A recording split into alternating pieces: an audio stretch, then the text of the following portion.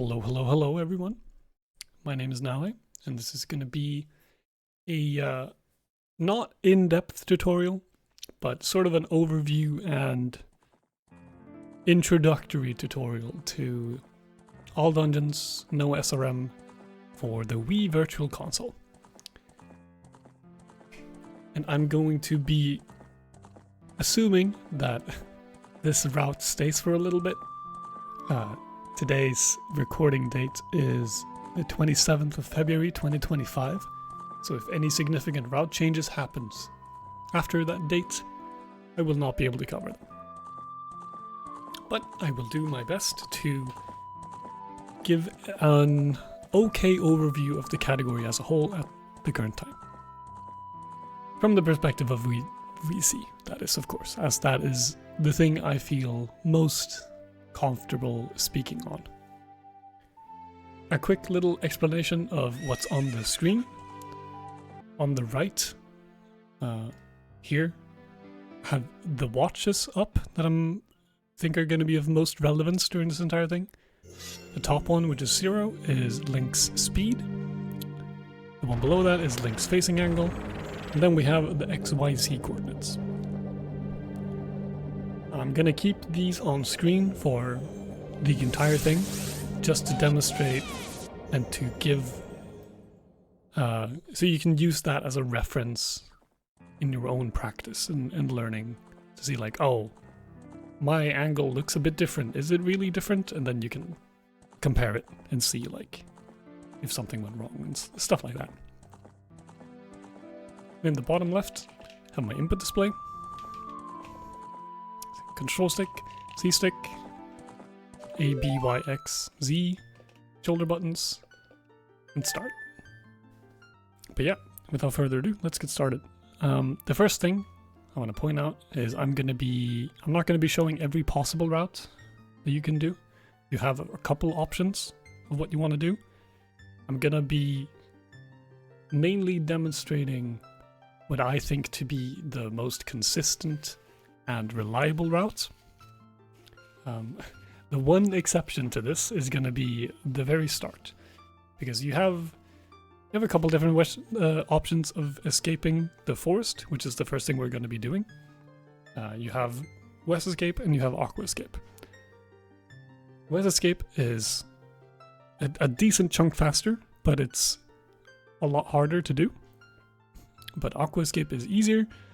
It has more stuff similar to other categories.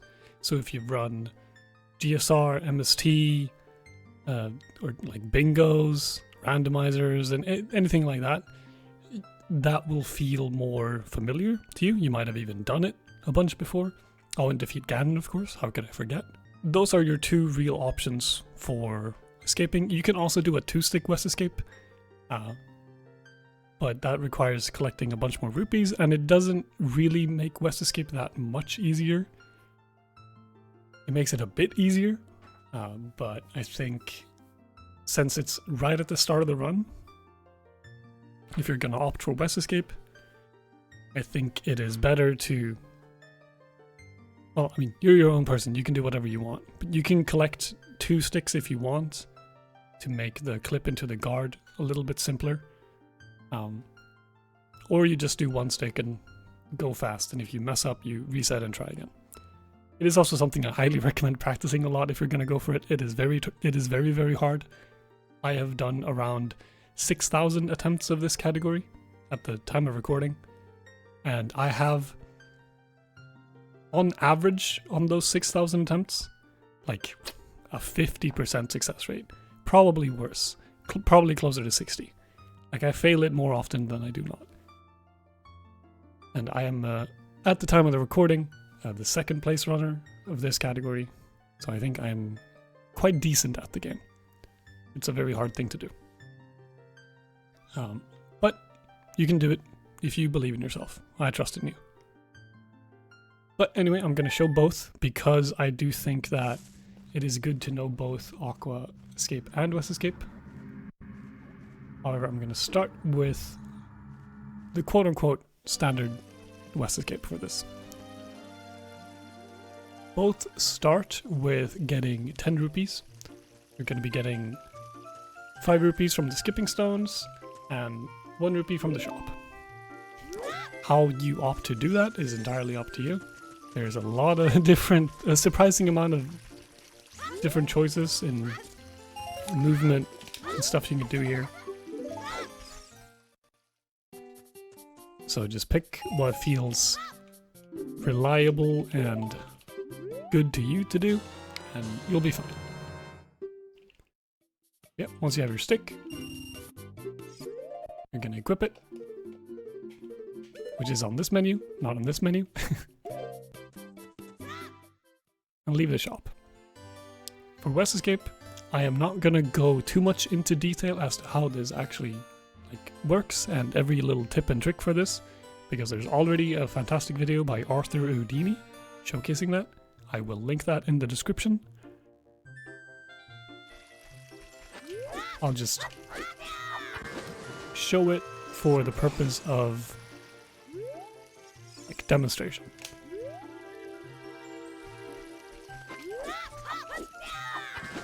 You get the recoil there, hold the SS, keep speed, retarget around there, and you try to clip into the guy to the best of your abilities. You want to clip into the guy with a upright analog input, an A the frame after. There I went a frame early.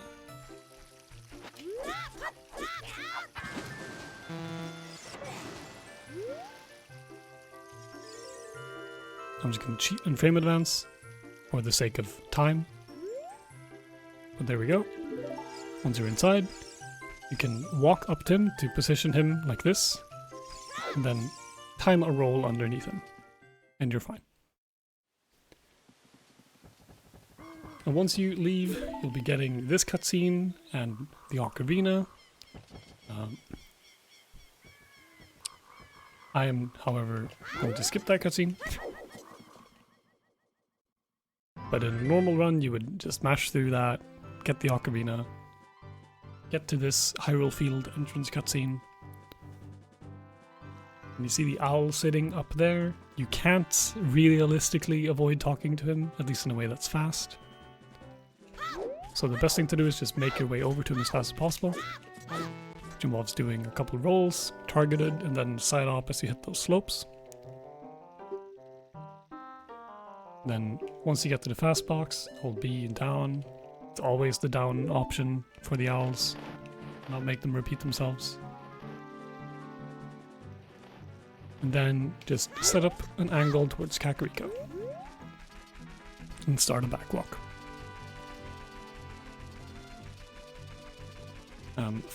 There's gonna be an upcoming another Wes to Kakariko.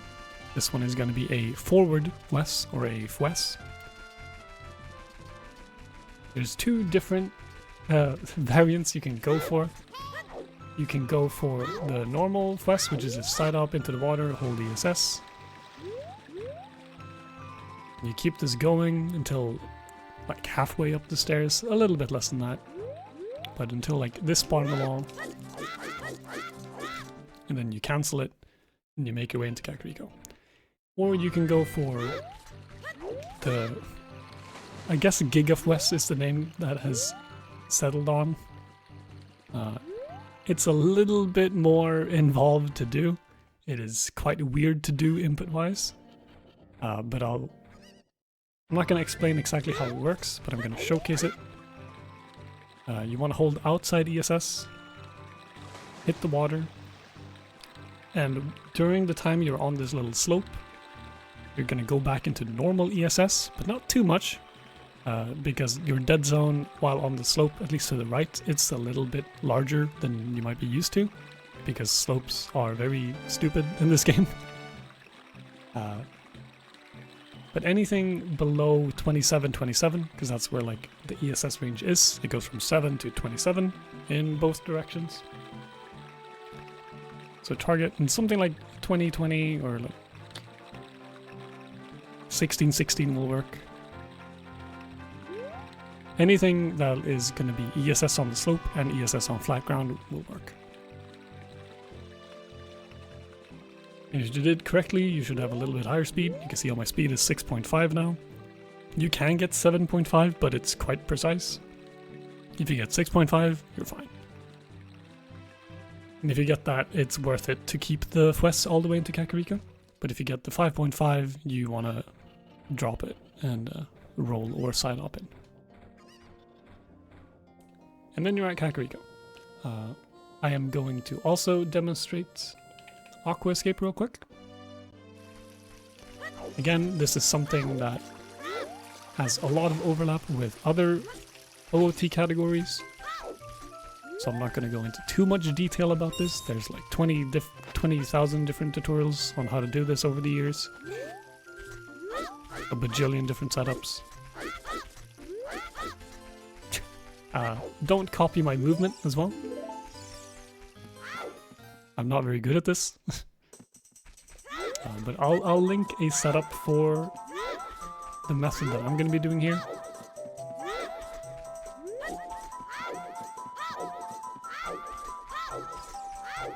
But I'll again just showcase it.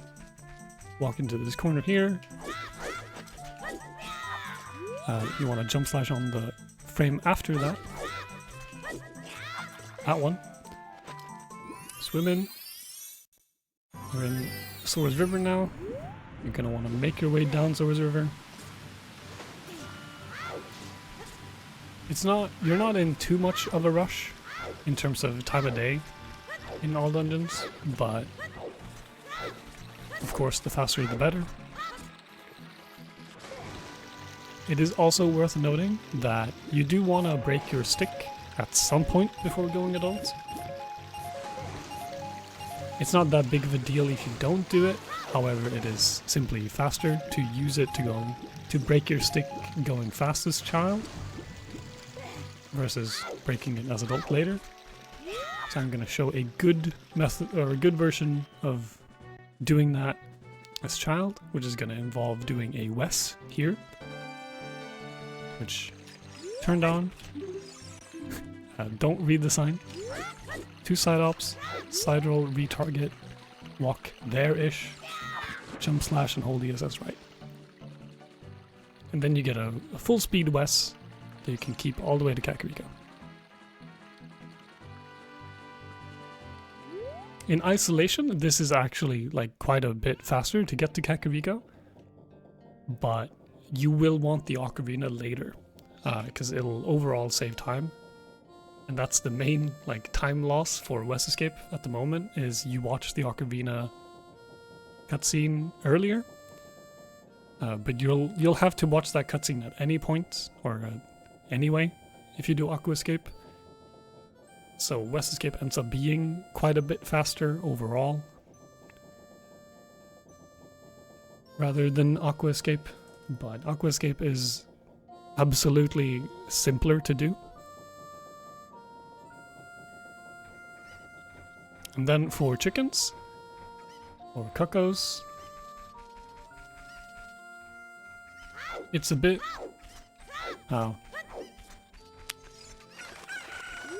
Cuckoos can be deceivingly simple.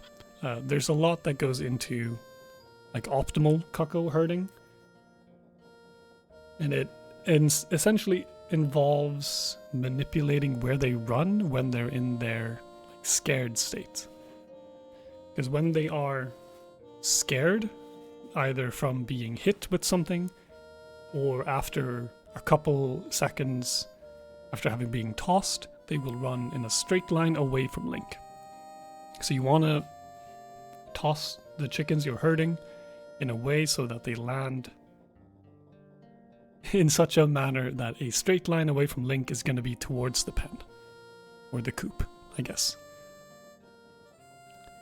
I'm not going to go into too much detail about like where it's like optimal to do it. I'm just going to show how I like to do it. Pick up this first cuckoo, toss it there-ish, break this cuckoo free, wake it up so it starts running, got that little corner, go up here, pick up this chicken. I like getting the little jump off this roof because that means that you can hold left right before you land here, so Link flicks to the left immediately, and you will have a pretty good toss angle for the chicken, and then you just try to replicate where you tossed the first chicken with the second chicken there, so that they land roughly around the same spot. I did a pretty good job there, but it's not that important. As long as they're roughly around the same area, you'll be fine. I'm gonna go and pick up the box chicken, and I walk a bit to the side here to make sure that if they run directly away from me, they're gonna end up closer to the coop, rather than taking an optimal backwalk line myself to the coop, because it's more important that you position these cuccos well. So I walk a bit to the side there to make sure that they get as close to the coop as possible. This one ended up a bit far away, but it's okay. Go past chicken lady. Pick up this one, and we're going to be using this chicken to get to the back.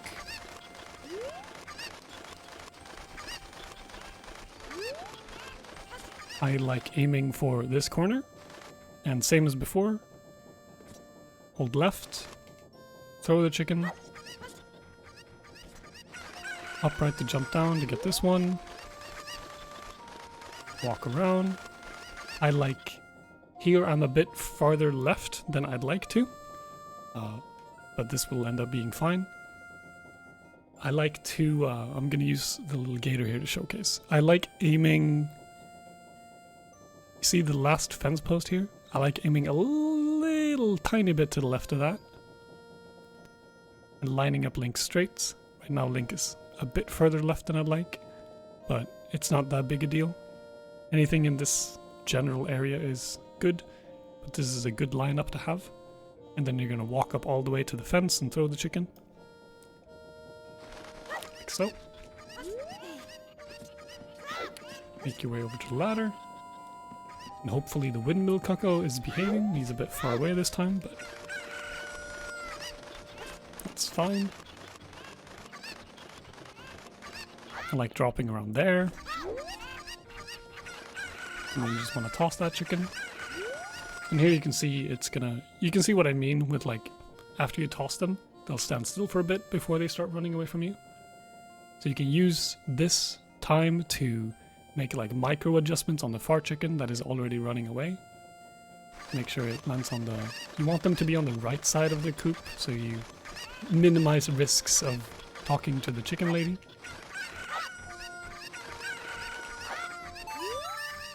Once all the chickens are inside, talk to her, get your bottle, and make your way adult. Because we will not be visiting bottom of the well. It is simply not worth it for all dungeons on VC. At least in an RTA setting. In a task setting it might be different. And then for making it to Hyrule Castle, odds are you will not have enough time of day to just walk over there. But if you do the Gig of West, or if you do the West to CAC, you have, as this time, you definitely have enough time. It's actually faster to stop the back walk and do a little corner hop there. And then you're in market. As for this sign, it is simply to skip the owl here. Like if I untarget the sign, the owl will start talking to me instantly. This is bad, you do not want this. How I like doing it is target the sign, hold down right for a bit, up left for a bit, untarget and roll. And you have a decent angle. Full speed it looks something like this. You really don't need to target the sign for long at all. It is a very small range there where the owl can talk to you.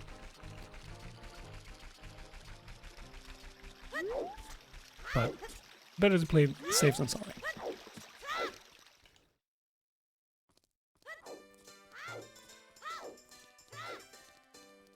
To my knowledge, it is impossible to make it here on daytime if you do West Escape, but since we did Aqua Escape, you have a little more time of day.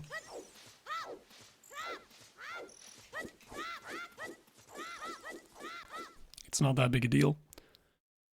Daytime market lags a little bit more, but it's nothing that you need to worry too much about.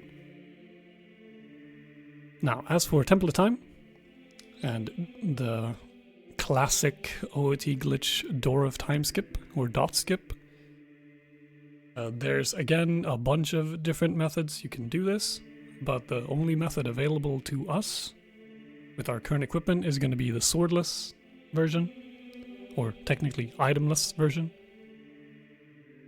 because we will not be using any items.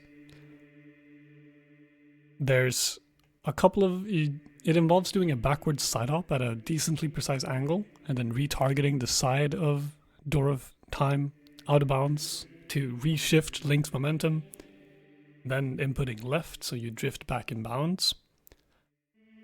That might sound complicated, but I'll try my best to showcase what I mean. First is the backward side hop. I will show how to do that real quick and what it looks like. When targeted and holding slightly down, you'll do a ESS down roll, or just a down roll for short. And depending on your camera angle, it'll go either left or right. We want to set up our angle so that it goes left. So if you do the setup correctly, it will go left. But just for demonstration's sake, I will just showcase a backwards side hop out in the open here. How you do that is in this down roll, on this frame, hold down and press A. Because the analog inputs you do is actually, like, they are relative to Link. And since Link is facing slightly above directly right, a down input right now will mean a side hop is going to happen. But it'll change its angle immediately after, and it'll go almost directly backwards. Hence the name backward side hop. We will be doing that in the... There's a tiny little gap on the left side of the Door of Time, you can see there. We will be squeezing through... We will be using this to clip out of bounds and then retarget the side there. You can kind of see. And when you retarget a wall while like moving, you will change Link's trajectory according to that. Or just stop Link's momentum if it doesn't change his angle. Like so. So for this, we will be setting up an angle by doing a down roll and a camera on target. I'll show how to do this from Temple of Time entrance in a nice way later, but I'll demonstrate from the door here first, because this is also a very good backup to know. You target the door, walk down a bit, retarget the camera, get in the corner, side up right, ESS down roll and on target. This gave me a bad angle, so I will do it again. It is a little bit tight. There we go. You want 7DD1. That is your good sign. Once you get 7DD1, you do a full turn to the left and lock in this camera angle. And then you will do the backward side hop. Messed it up there, but luckily the spot to do the backup is right here.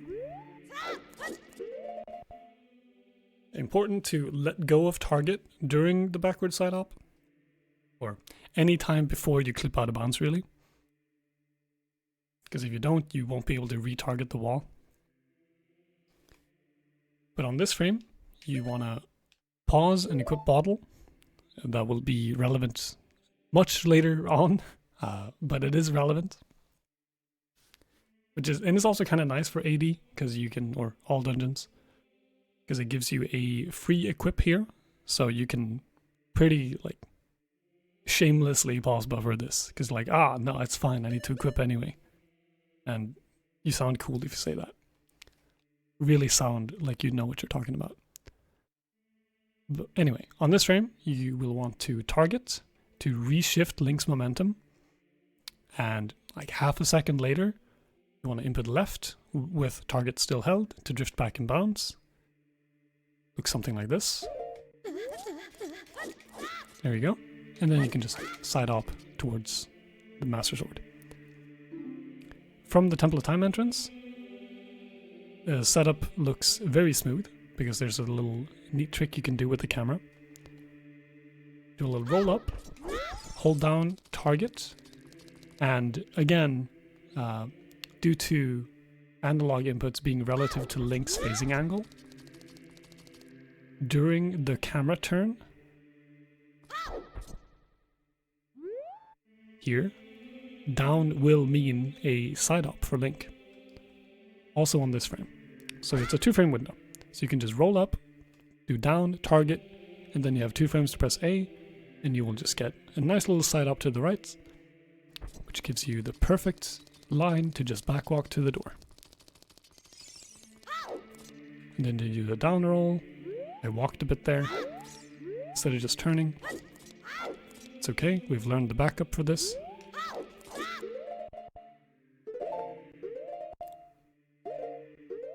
On this frame, equip bottle. Easy as pie. And now you're ready to go adult.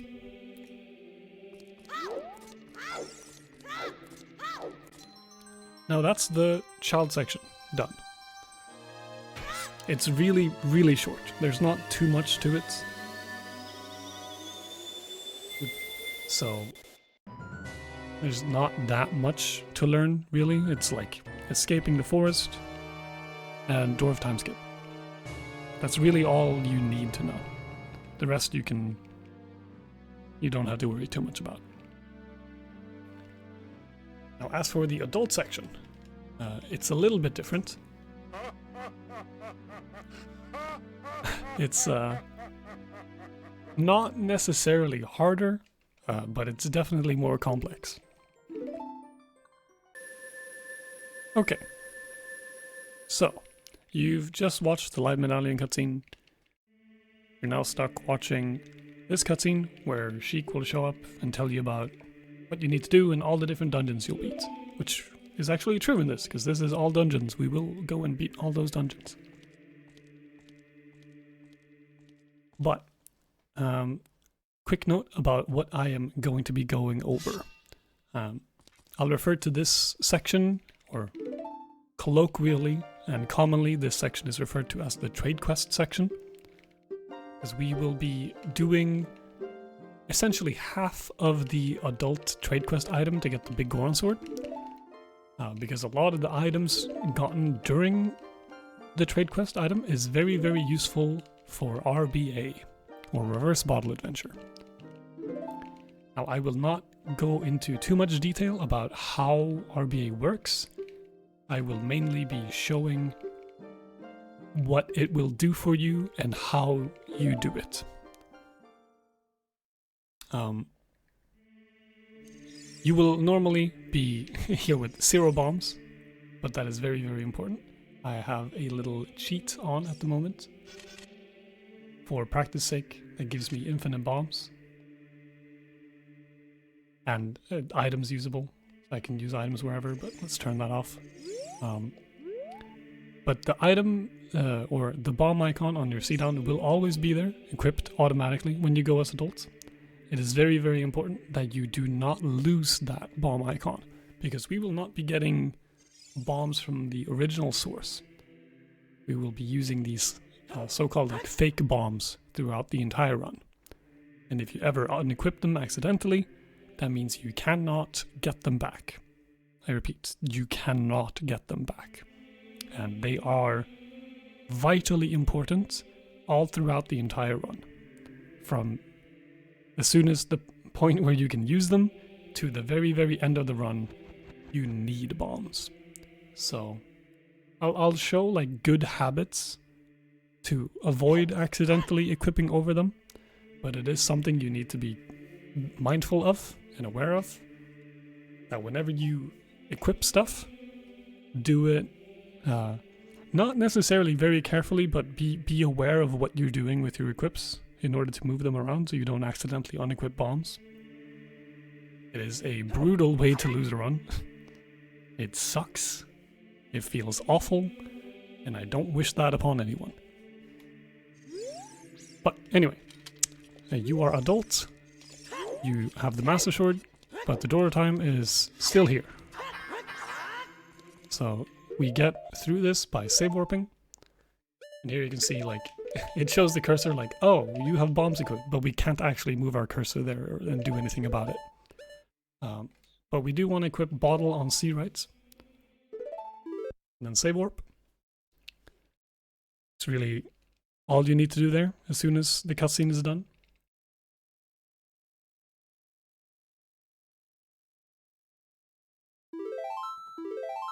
This little save warp will put us at the pedestal here. That's just what it does as adult when you save warp in the overworld.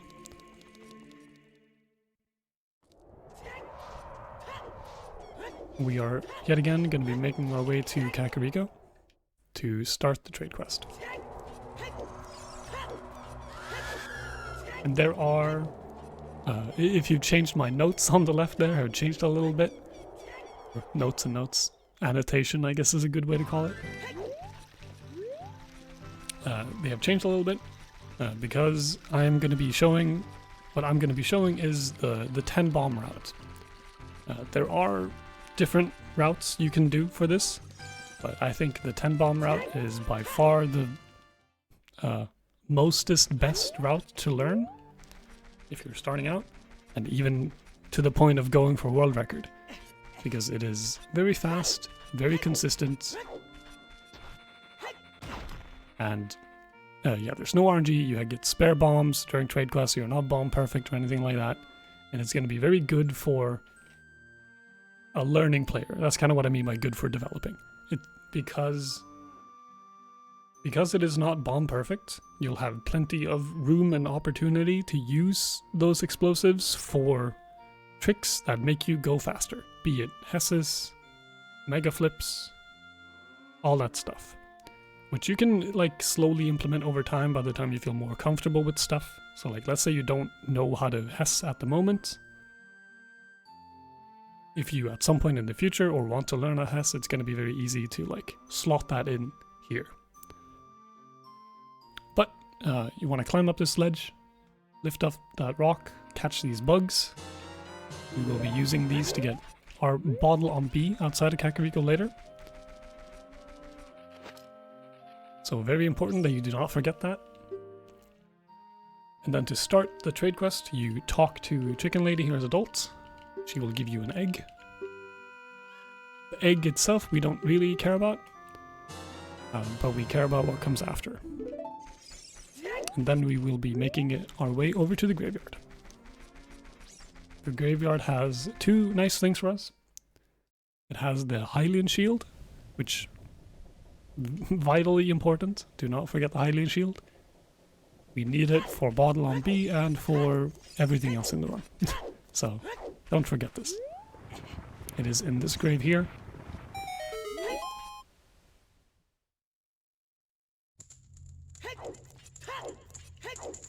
And we will be coming back to the graveyard after a quick little save warp here to get the hook shot later. But for now, the shield is all we care about. Now you want to equip sword and shield. You might think you already have sword equipped, so you don't need to do it. But you have it on your B button. You technically don't have it equipped, so to say. And re-equipping it here will change something called the swordless flag, which, without going into too much detail about how that works, all you need to know is you need to equip Master Sword again, or any sword, anything on your B button, any sword. It could be the Kokiri sword or Master Sword, it doesn't matter, as long as you equip one of them once. Because when you die with something other than a sword on your B button, it will, if you haven't set the swordless flag, or have it set, I don't remember, but if you haven't equipped a sword, it will make your B button blank. And that's an issue. We do not want that. But if you have something, if you have equipped something at some point, like Master Sword right now, it will instead put Deku Sticks on your B button, which is going to be very, very useful for re-getting Bottle on B later. And I will show why that's relevant when we get there. But for now, just know that you need to equip Sword and Shield, and then you save warp. If you're doing another route, you will all, like the RNG or early hook route, you get hookshot on that graveyard trip as well. But as said, I will not be showcasing that here.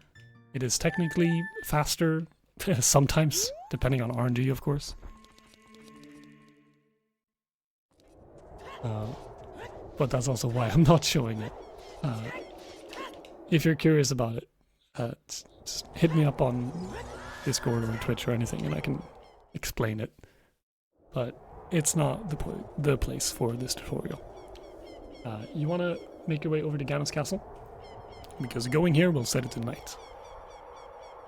And it is ever so slightly faster to go here first, set it to night, and then go outside, because we need to pass a full day cycle or night cycle to, or day-night cycle even.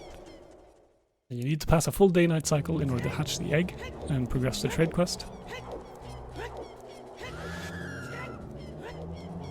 Which is exactly what we will be doing.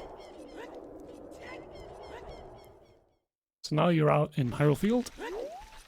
You want to make your way over to this little fence here near Kakariko. And there is a... you're going to want to spawn a Poe here as well. You can accidentally spawn a big Poe. You do not want that. You want a small Poe. I will show how I like guaranteeing a small Poe spawn. As long as you... the big Poes spawn further away from Link. Like if I do this, I get a big Poe. But you see how it spawns much further away. If you make it so that that far away spawn is out of bounds, or something somewhere a Poe can't spawn, it will override that and guarantee a small Poe. Just like that. And small Poes are nice because they give these little flames. We want to use these flames to damage down. I am on switch targeting. Let me fix that. Nice little GZ thing. You can just switch. Yeah, you want to spawn this Poe. And then you want to damage down using the flames. Important little note, you want to keep walking or slash your sword or anything to put out the flames, because you do not want to actually take like burning damage, you just want to take the damage from the initial hit. Because your health is not as even as it might seem. Because right now I have 18 health, because one heart is 16 health. And burning damage is one of the few sources of damage in the game that can actually damage you in increments of 1. This will be relevant later. But you do not want that at the moment. You simply want to damage down in quarters or halves, so that you are at 1.5 or 2 hearts. Because we are setting up for a death cutscene skip later. Now, to set up, now we will be setting up Bottle on B, using the water here, and quick draw. I like lining up to this spot on the wall, doing 2 stabs, drop your bugs. Make a statement real quick. Quick draw your bottle by doing bottle and shield, like so. And then you will be doing a side hop right. And just before hitting the water, you press B to draw your sword, but then the water will interrupt actually drawing the sword and keep bottle in your hand. This will allow you to shield swipe over your B button. by holding target, shield, and bottle. Now, whenever you let go of shield and target and bottle still held, you will swipe your bottle.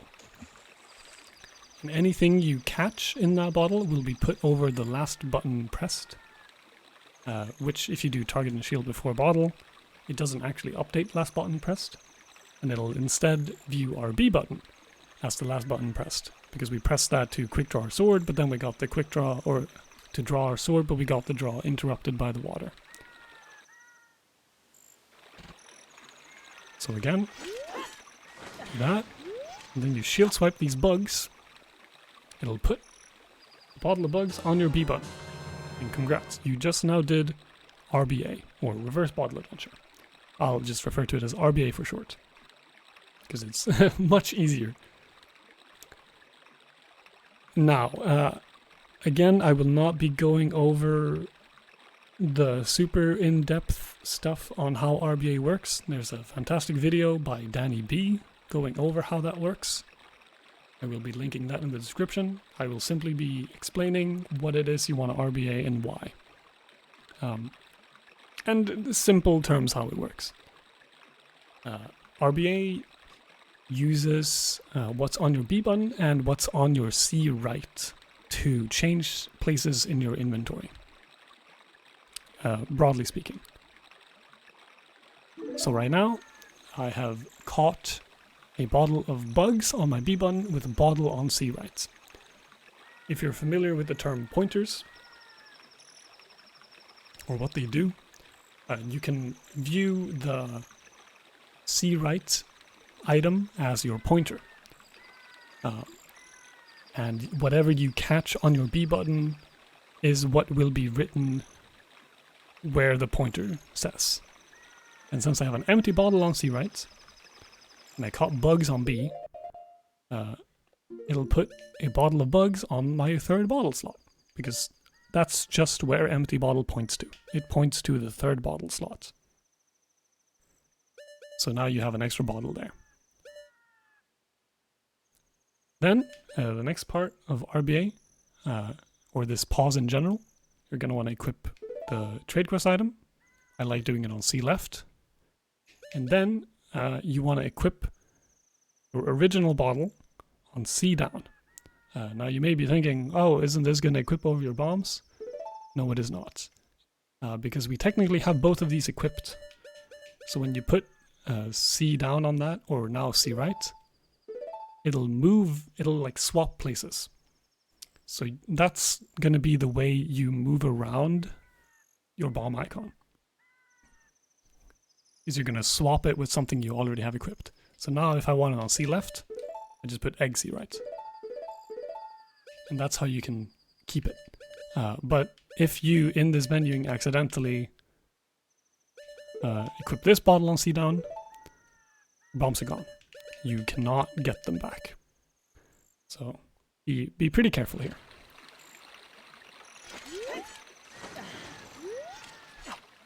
Oh, there we go. And this is important because we want to RBA our bomb slots. So we drop our B button, bugs, which will make it an empty bottle. It'll look to where to put that empty bottle depending on our C right. This time it is bombs. So we now have an empty bottle on our bomb slots. You do not want to use this empty bottle again, because if you equip it, it'll just become an empty bottle. Showcase that, yeah, and then it's gone, just like before. So don't do that.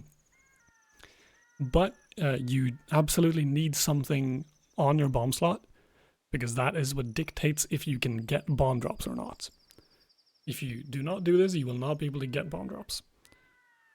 We still don't, however, have a bomb bag. That's where the trade quest is going to come in a bit later. So we can't really hold any bombs, but we can get bomb drops now.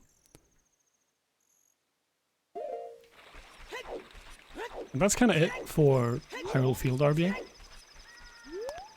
Then you're going to want to enter CAC again to keep the trade quest going. A nice way to do this, discovered by Batman, the OT person, not the superhero, or maybe they're the same, I don't know.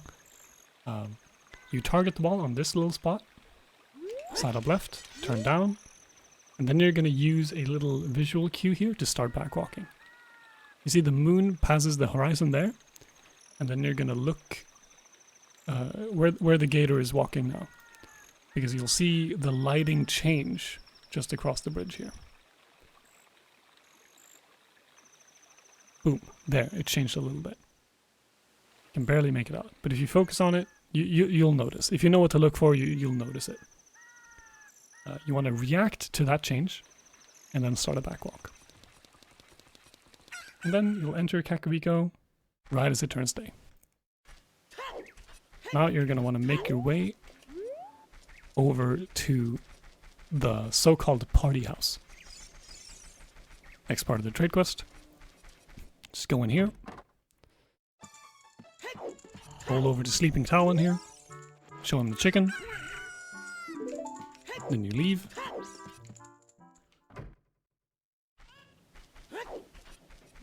Gonna make your way over to the chicken lady again.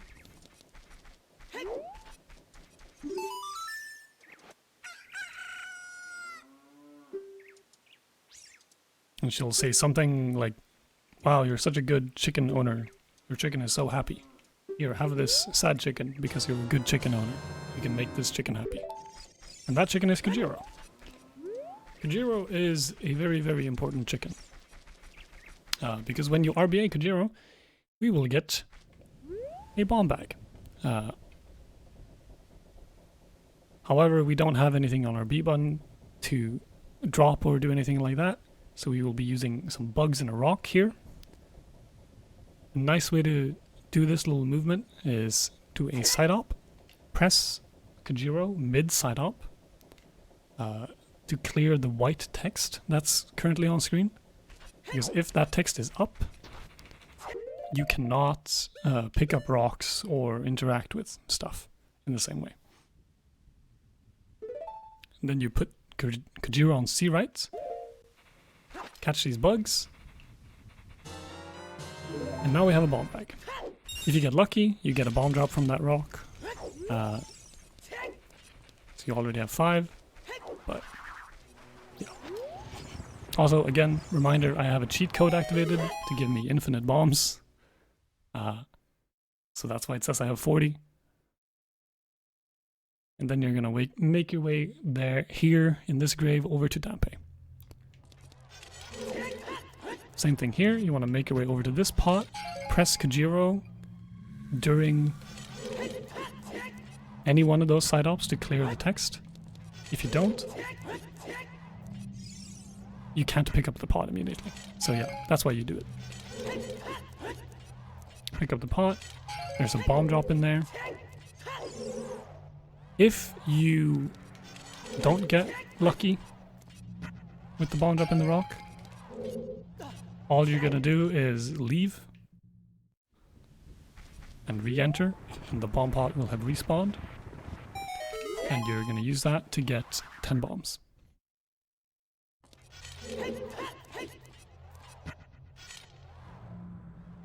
Now, for the sake of tutorialization, I will turn off this cheat actually.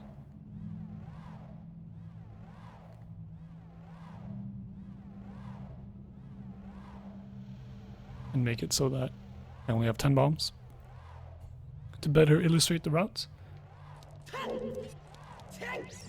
But yeah, after you have 10 bombs, I want to start the Dampe race.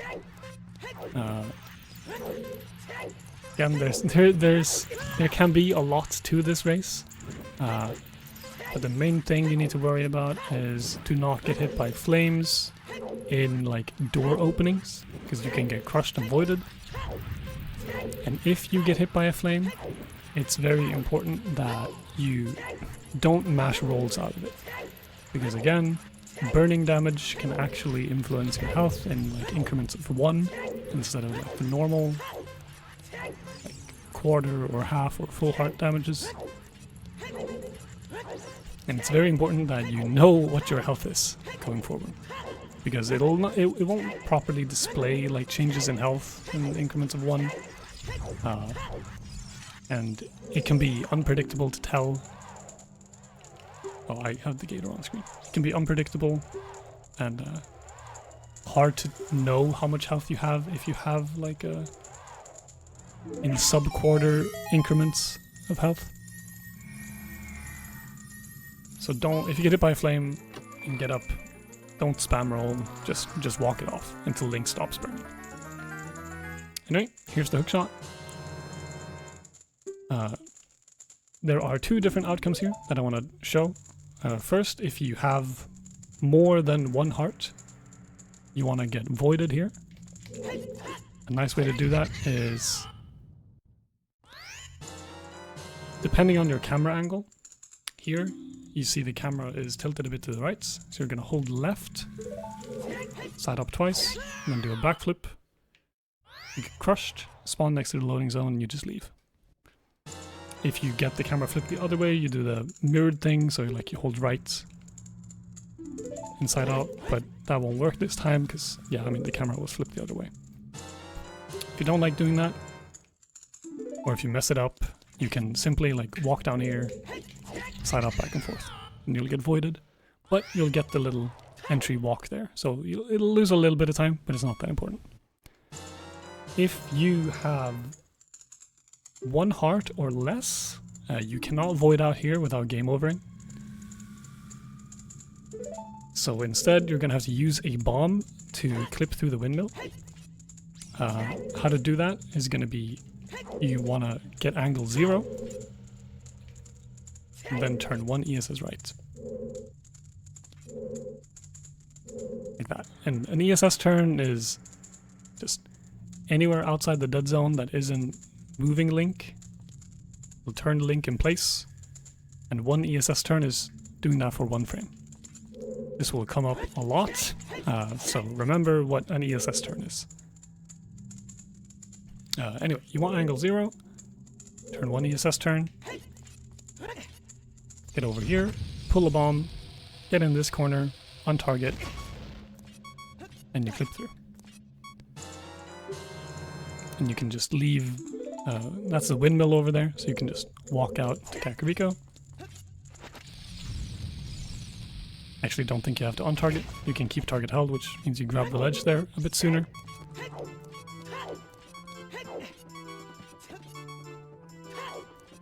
Then you can leave to Kakariko, because next we will be going to Lost Woods. I'll show a couple different ways to get angle 0 here, just for the sake of it. You can target this block, do one ESS turn, you can target this wall, turn left, then turn right. You have a lot of different options here. But ideally, you get the void out, because it saves a bomb, and bombs are useful for going fast. But now once we're done with Dampe, and we hopefully have 10 bombs, we're gonna make our way over to Lost Woods. Now, here's gonna be an instance of a potential bomb use. If you wanna use bombs to go fast, this is probably like the best use of it. However, it assumes knowing how to Hess. And it's gonna involve Hessing through Kakariko.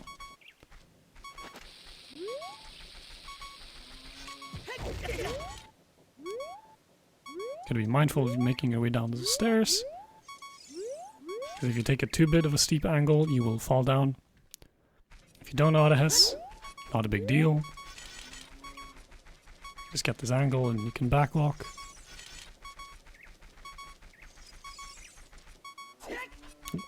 Side up. And you're gonna have to get used to the beeping heart sound. But now that you're in Hyrule Field, you're gonna be making our way over to Lost Woods. The fastest way to do that is gonna be using a Mega Flip and a Wes. So you pull bomb there, do a Mega Flip or a Mega Side Op, hold ESS right, so that when you hit the water, it will immediately pop up, and you'll keep the Mega Flip or Mega Side Op speed Again, there's a lot of detail that can go into this, but I'm not going to go too much into detail. I'm just going to show like how to do it. There's a good video made by Arthur, again, showing like good visual cues there. I'll yet again link that in the description. Now that you're in Kokiri Forest, if you had to do or you want to be on 1/2 of a heart or less, so that you will die from 1 bomb explosion. If you had to do the Song of Time block clip in Dampé's Grave instead of the Void Out, odds are you'll have more than that. So the best thing to do is to just take a hit from this Baba here. It's the fastest way to get damaged. Otherwise... Oh yeah, you also want to equip a hookshot at some point. It doesn't matter too much where you equip hookshot. You could do it on the Mega Flip, you could do it on the Hess in Kakariko, you can do it in Graveyard. Just at any point from getting hookshot to now, you want to equip hookshot. Also worth noting,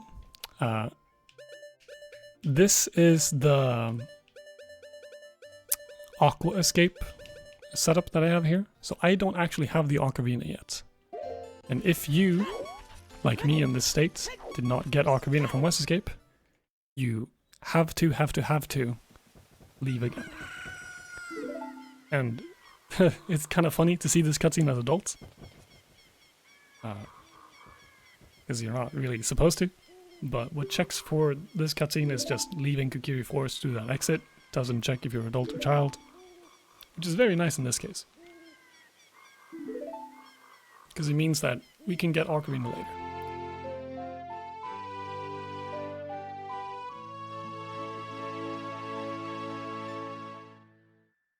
And yeah, Ocarina is just simply worth it to get, time-wise.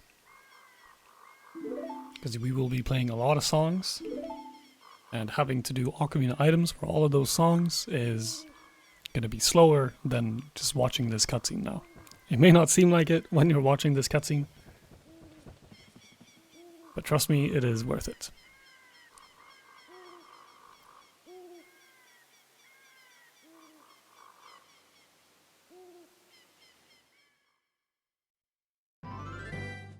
Yep, and you'll also get the Hyrule Field entrance cutscene, which is kind of funny.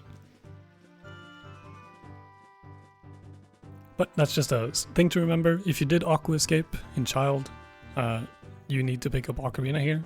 If you did West Escape, and you already have Ocarina, you do not need to worry about it. And then it's just walk back in. Gonna make our way over to Lost Woods. So get over here, quick draw hookshot.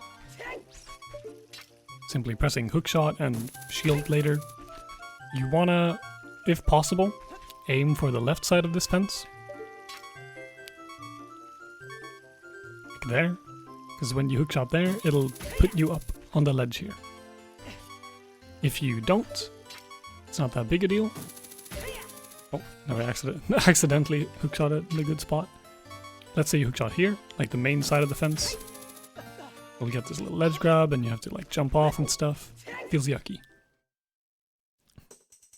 Now we're in Lost Woods. We're going to be making our way over to the Minuet of Forest cutscene.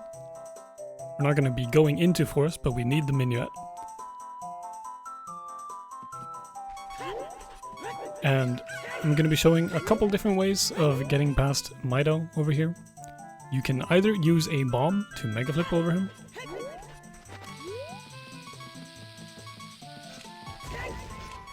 I did a bad job at showing that. You want to turn around before pulling the bomb.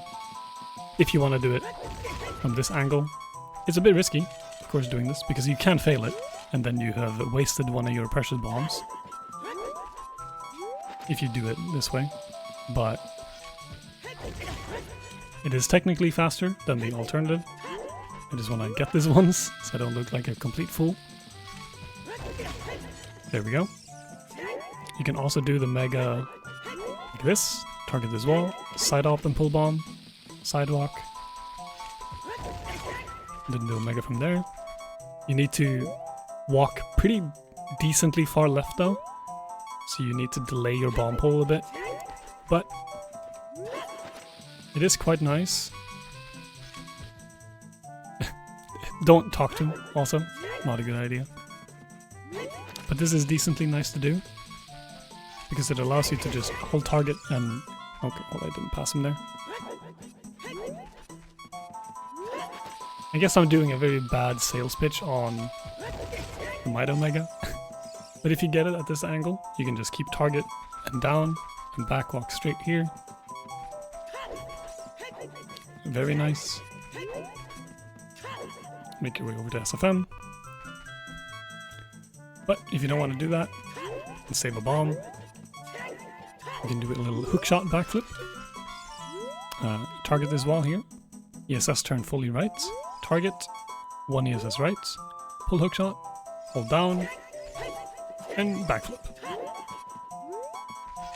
It might not work the first time, it might not work the second time, but with that angle and position, it is guaranteed to work after a while. Which is why I prefer the Mega, because sometimes you can be stuck there for a while.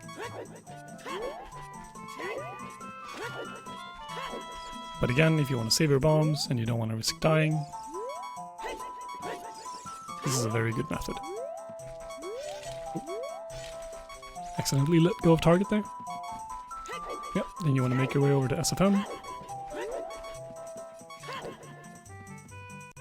Here is where I'm gonna heavily, if you have the bombs, absolutely, or if you have like more than 3 bombs at this point, absolutely do the ground jump to get up to SFM. And how to do a ground jump, you pull a bomb, and you try to grab it and shield at the same time. And then you just hold shield. This has stored a ground jump. And what a ground jump is it doesn't allow us to pull out anything. I can't pull out a bomb, can't pull out a hookshot. But if I backflip, I do a little forwards hop. I like just manually dropping the bomb somewhere where it won't kill you. And then target, shield grab. Make your way over there, do the backflip to ground jump up, and you're up here. If you want to save bombs, you can do the glitchless version of getting up here, which involves side-hopping over this Navi trigger here. So you line up here, turn right, side up left, want to kill this moblin, aim here-ish. It's not too horribly precise, but it's a little bit important where you aim. Target, roll, 1 side up left, and you're going to do 2 backflips, then a down roll to the left. If you got a good angle, you will automatically down roll left, but sometimes you will down roll right, and if you don't want to like manually try to fix your angle like that, you can force a down roll left by holding like ESS down left. Let's do that again. Side out, backflip, down roll. Yeah, this can be a bit tricky, because in the down roll you want to switch to left, and then up, left, or up, because you want to get a full speed roll left, so you jump off the ledge. Then you want to switch to up, so you move enough up to actually grab the ledge. So this can be a bit tricky, but it is useful if you are low on bombs. Like so. If you fail that, and you land in the water, a much easier way is to climb up there, keep the angle by targeting, side up right, turn left, pull out a hookshot, aim so that like the left corner of the hookshot is just barely past, target, roll, hold up right. And you'll make it up here. And then once you're up here, just gonna make your way across. To skip minuet, we're gonna be doing a little setup here. Target this wall, turn right, you're gonna back walk, and you're gonna side hop right after you dodge the first moblin swing. So.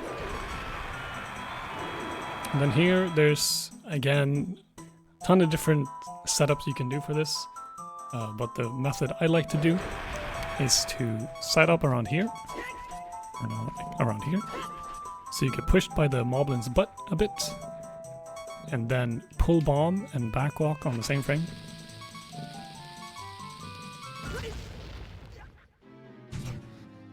And that's minuet successfully skipped.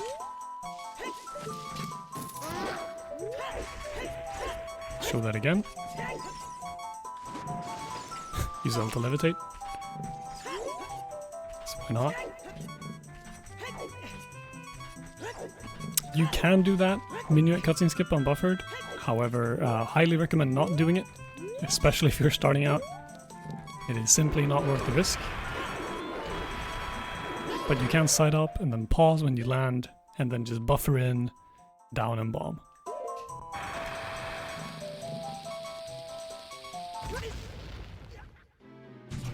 And there we go, now you have Minuet of Forest.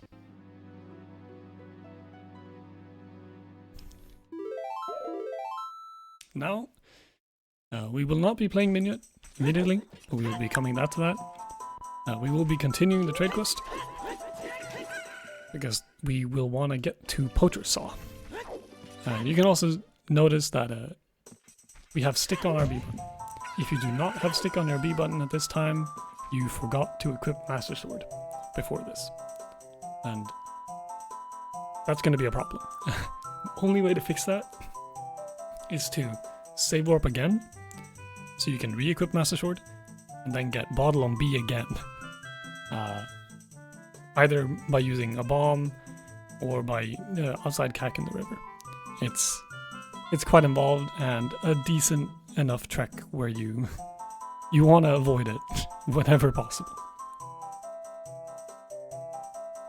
So just make sure you remember to equip sword. But yeah, to continue the trade quest, make your way over here. Show Kajiro to this guy. If you're comfortable hessing, this is going to be another case where bombs will be able to save you a lot of time.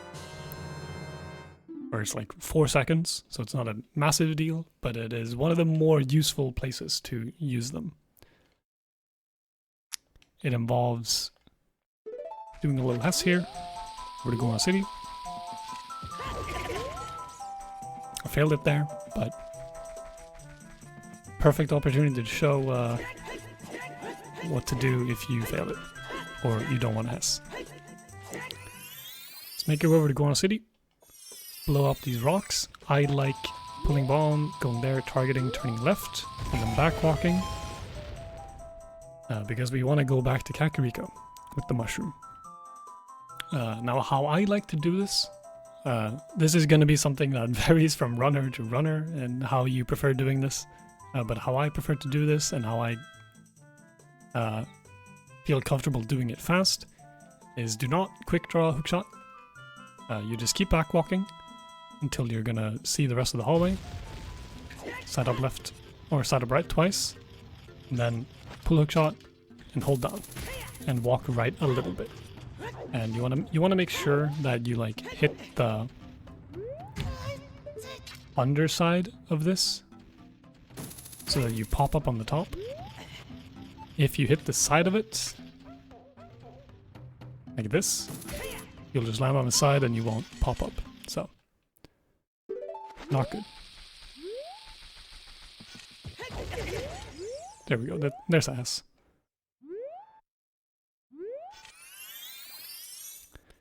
Yep, everything together looks something like this.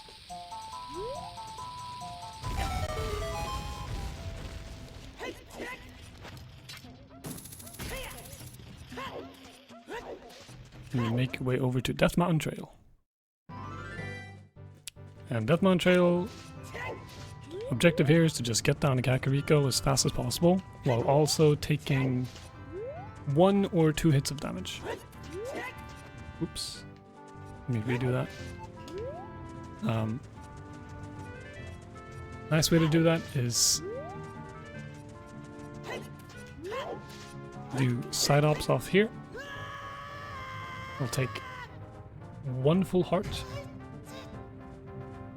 You wanna... Oh well, you'll be faced with a choice here, I guess is a good way to put this.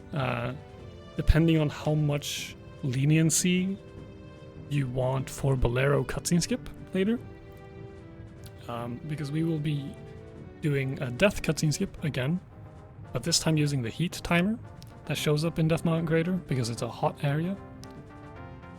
And the heat timer that shows up is dependent on how much health you have. So right now we have 1.5 hearts. So this will be 12 seconds. Because half a heart is 4 seconds. Optimally, you will damage down to half a heart before going there, so that you won't have to wait, so you can do the cutscene skip as fast as possible. But you can, without much issue at all, do it with 8 seconds or even 12 if you want to be extra careful. But I wouldn't recommend going higher than 12. Bolero cutscene skip is not that hard. You don't need to worry about it too much.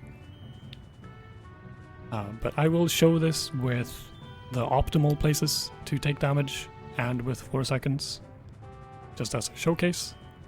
But after this full heart of damage here and the half from the bomb in Goron City, make your way down here. We'll be taking damage from one of the Tektites here. So do a little side up here.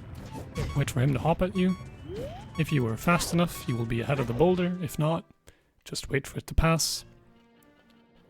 No biggie. Here, a good way to make it over to Potion Shop, where we'll be handing in the mushroom. You have 2 options. You can hookshot this roof, but it is,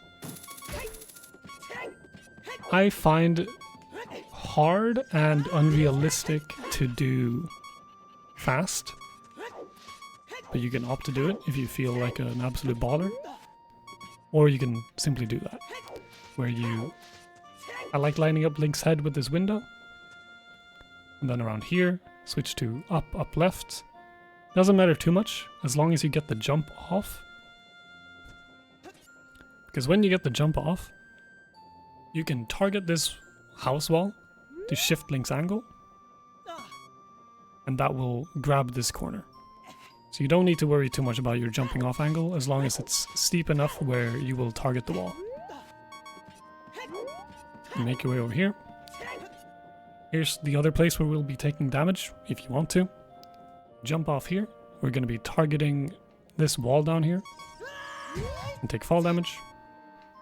You don't have to target, but targeting allows us to side up or move Link faster.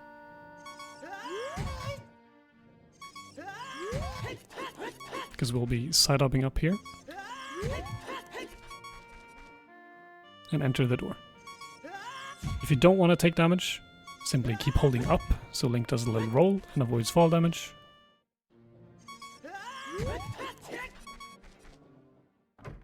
Enter this door. And here's another instance of the white area text potentially messing you up. Because if you go over here, want to hand in the mushroom, you'll just pull out the mushroom. Nothing happens. What the heck? That's because of this. Now you can get rid of that, again by pressing a cutscene item in a side up, but you can't side up in here. But you can press it in an ESS turn, or an ESS shuffle, or something like that. So what I like to do is, as soon as you enter, start holding ESS down. As soon as Link starts turning in place, press mushroom, keep ESS down. You'll see the timer flicker briefly, and Link stutter a bit. That means you have cleared the white text, and you can go over and hand in the mushroom much faster.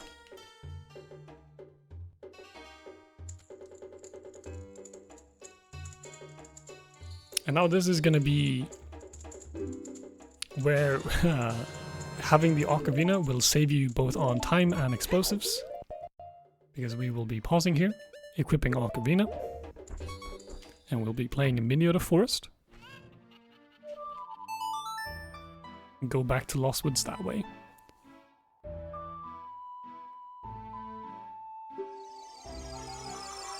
Remember to mash B for the warp song text to make it, because it's a quick text, so it will pop up sooner.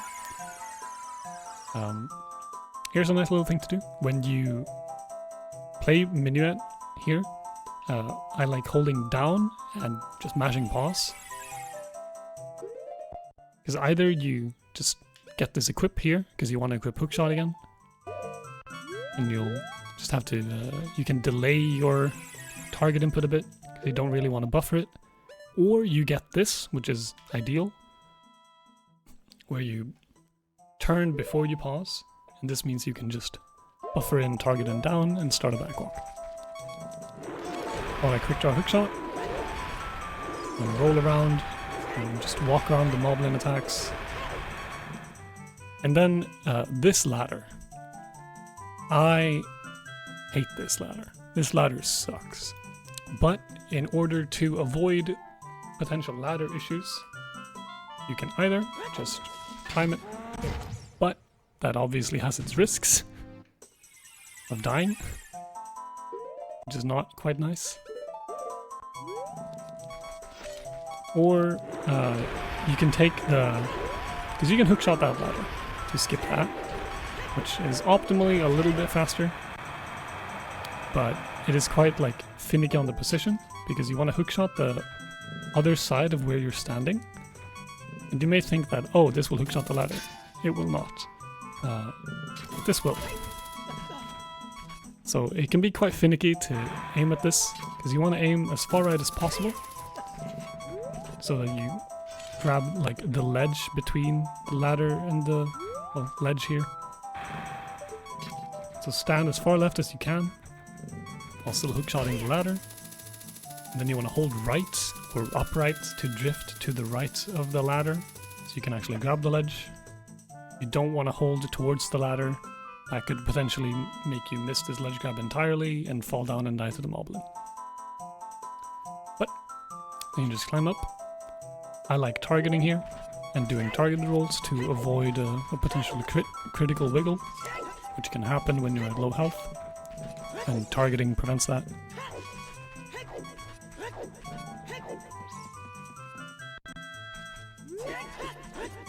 I'm gonna reload or get lost in Lost Woods so that we can go back to the main entrance here. Make our way over and hand in Odd Potion here so that we get our Poacher Saw. And Poacher Saw is very, very, very important, because RBAing Poacher Saw is what's gonna give us Zelda's Lullaby, Nocturne of Shadow, Serenade of Water, and Prelude. 3 warp songs that we will be using heavily in the route, and Zelda's Lullaby, which will allow us to get magic, which is gonna be, like, it's hard required to get or to use Furore's Wind later, which we will be putting on our B button. Spoilers. I will get into why that's useful and important later, but for now, we'll move on with the trade quest portion. If you have bombs, same as usual, you can do a Hess here. But this is a point where you kind of want to be mindful of your bomb count, because you will be needing 2 more bombs after this. That's the minimum. 2 more bombs. So if you have more than that, great. Go ahead and do all the crazy bomb tricks you want. If not, cut out that Hess and just walk to Goron City. It's fine. One of these bomb uses is going to be in a Mega Flip here to clip into the Rooney's room, or a Mega Side Up. I'll go over real quick here what I like doing here. Also something I stole from Arthur, where you just, from loading, just hold up, do 1 roll, quick draw hookshot, you pass the corner, do an up left roll, then an up right roll, target aim up, grab this ledge, hold up, pull bomb at any point where you feel comfortable, switch to ESS left, so you turn left, And then you're going to be doing a mega flip from here. And that will clip you past this door here into Darunia's room. I quite like this mega flip because it means you can pull the bomb very soon. And it is very fast.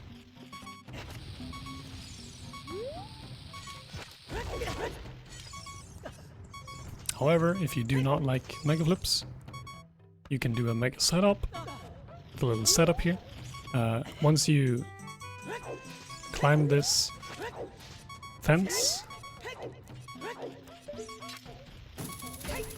you want to target, turn left, side hop right, side roll, and this is the angle you want. And you're going to want to do a mega side hop left from roughly there.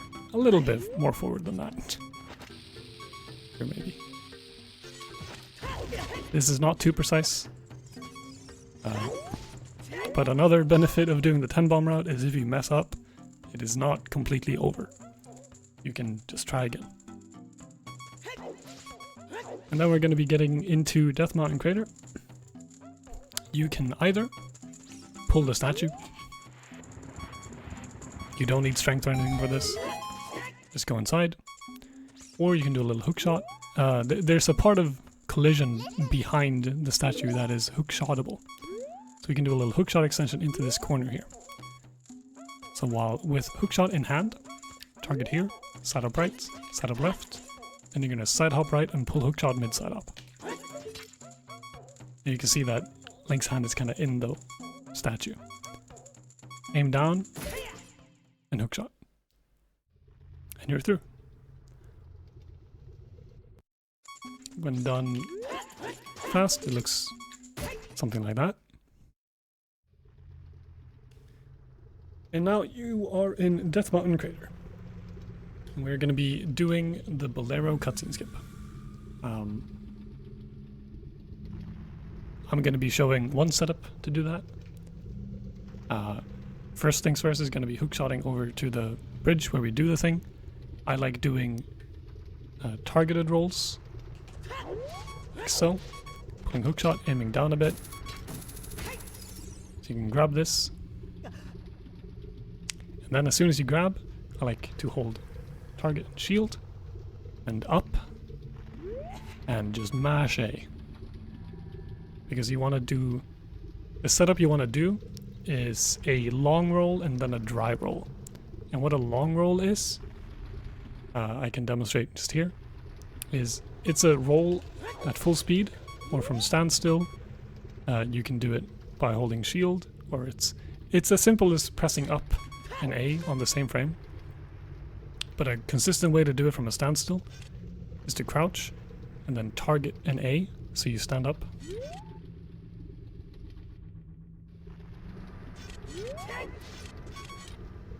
And using that to your advantage while climbing this ledge here means that you can do a long roll and then a dry roll, which is just target an A to do a neutral dry roll is what we call it.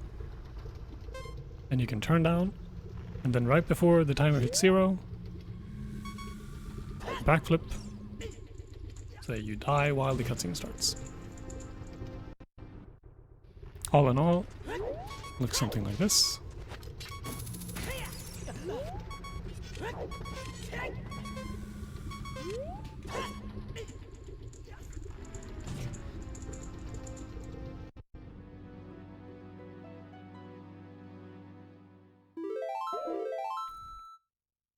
Now you want to make your way over to what is just usually called the DMC Grotto.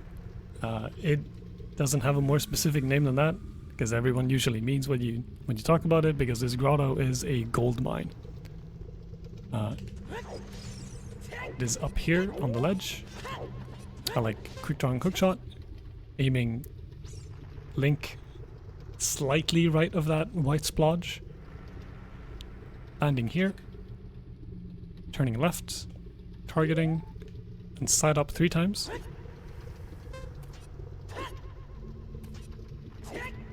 And pull hook shot. Walk a little bit down right, and then aim up. And the same like hookshotting ladder thing as in SFM here. You want to aim to the opposite side of where you're standing. So you grab the ledge. Then you're going to want to turn left, pull bomb and backwalk. And roughly when the bomb starts fast flashing, you want to pause and equip your bottle 1 over hookshot. And then you can just hold down left, we'll blow up the grotto, and you'll walk inside. At full speed it looks something like this. Oh, this is the Bolero cutscene thing. Let me cheat by giving myself some more health.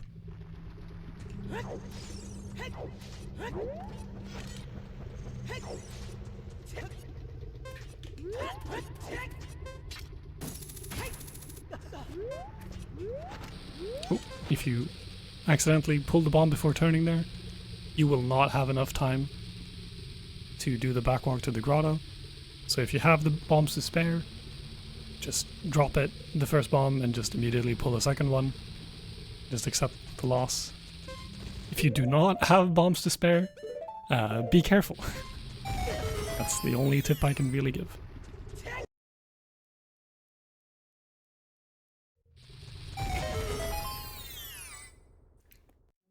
And now, in this grotto, if you were confused about RBA before, this will either confuse you even more or help you understand it more. Because we will be doing a lot of RBA here. First things first is we're going to want to RBA saw, and since we have sticks on our B button, we can easily shield swipe over it. How you will do that is crouching with bottle in hand, like so, and then you press B, you hear that little angry buzzer, and then shield swipe as before. So target, bottle, let go, shield. And that will put something over your B1. Ooh, I did it a bit too fast there. Okay. So yeah, this is what I mean. You bottle, and boom, we now have a fish on our B button. However, we don't want a fish on our B button. We want bugs on our B button. And there are bugs in this bush to the right. Again, if you have bombs left over, it is a good idea to immediately pull this bomb, drop it before opening this chest over here, because this chest has 20 bombs and will last you for, and this kind of has to last you until we get to Spirit or Deku. Well, technically Fire Temple, but Fire Temple we will get a 10 bomb refill. So you can make do with just this bomb refill for Forest and Shadow, and then use the 10 bomb refill in Fire just to do the Fire Temple stuff, and then farm in Kukiri Forest later. But ideally you won't have to worry about bombs until you make it to Spirit. Spirit is the next like good place to restock on bombs. Yeah, the bomb that we placed will explode and blow up the bugs, or blow up the bushes hiding the bugs. And you're gonna wanna do the thing where you quick draw a bottle, press B, and shield swipe over your B button. Okay. And now we're gonna use this Gossip Stone to get a fairy. Because now we have RBA'd CL, because we have Poacher Saw on C right. And we're gonna be doing OI, or Ocarina items, which you need to have caught something in a bottle, and then while mid-air, or in a like ESS shuffle, or anything like that, you press the bottle you have something caught in this case it's going to be our B button, and then an item Link can hold in his hand. In this case the only thing we have equipped is bombs, so we're going to have to use one of our bombs. Link will play that bomb as an ocarina. And we will play Sola's Lullaby, that we just RBA'd, to get a fairy from this Gossip Stone. And I hope you don't miss the poacher saw, because now we will be shield swiping over it. So, quick draw bottle, press C right to make poacher saw, or C right our last press button. Target, bottle, on C down, make your way over to the fairy, let go shield, and it'll catch the fairy over C right. This is very important, because fairy points to Deku Stick amount, and we want Deku Sticks is going to be the only real source of damage we have for the rest of the run. We will not be seeing the Master Sword, hopefully, ever again. If everything goes well, that is. But now with fairy on our C right, we just drop our B-Bugs. Empty bottle has the value of 20, so now we have 20 sticks. Crazy. Pause and equip Hookshot C right, Ocarina C down, and we catch this fairy, or the fish here, in this little puddle of water. This will put a bottled fish over our Isosaur slot, because that's where Hookshot points. Very, very important to have this fish, because we will be RBAing this fish later for Deku Nuts, because fish points to Deku Nuts, as you might have figured out. That's it. That's this grotto. That's this grotto done. But yeah, here if you, an example, if you make it here with 0 bombs, you can't do the early bomb pull, but you just open the chest, place the bomb, quick draw bottle, press B, shield swipe over your sticks. Ooh. Do a Y for a fairy.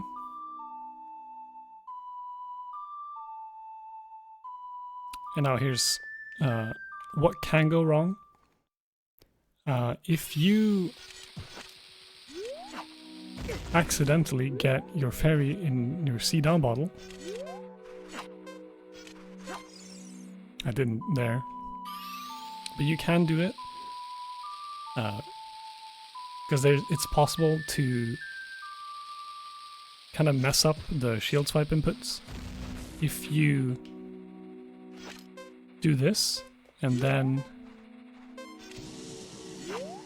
very quickly get ready to, like, if you let go of C down and you very quickly wanna get primed to do a shield swipe, you can accidentally press bottle while Link is standing up from targeting, and this will override your last button pressed and will mean that you catch the fairy in the wrong bottle.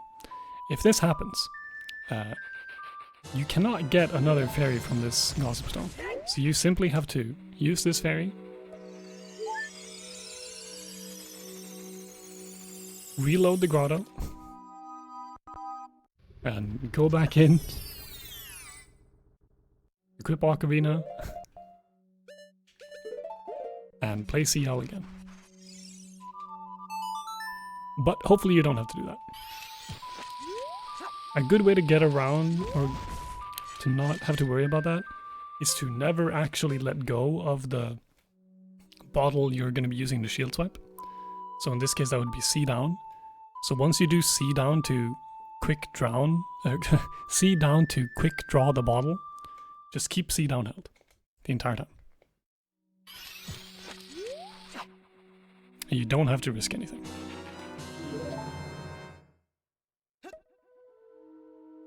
That's just good habits in general when shield swiping stuff. You don't want to shield swipe over the wrong thing.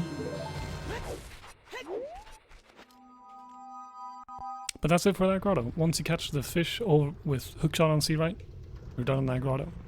Now we're gonna make our way over to magic. So leave the grotto, hold up left, target, start a backwalk.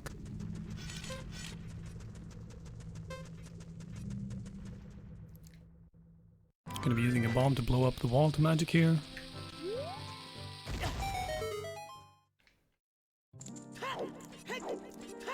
Four quick spaced rolls is enough to make it there to play CL. And that is gonna be the end of the trade quest section. After this, we're actually gonna be seeing some dungeons. This may seem like a lot. It is a lot, but it is, contrary to what some people say, it is anything from an auto-scroller.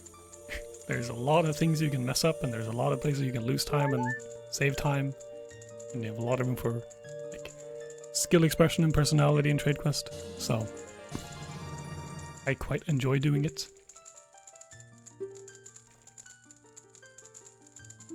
And it takes, for me, on average, like I get to magic like 29, 30 to 30 minutes in a run. So the first like half hour of this run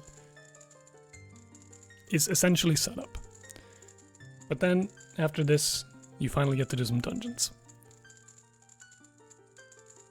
The first dungeon on our bucket list is going to be Forest Temple. So you take out your ocarina, and you play Mini of the Forest.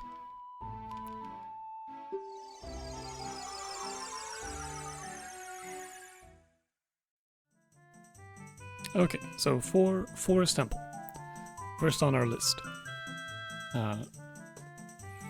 It's not too much to keep track of.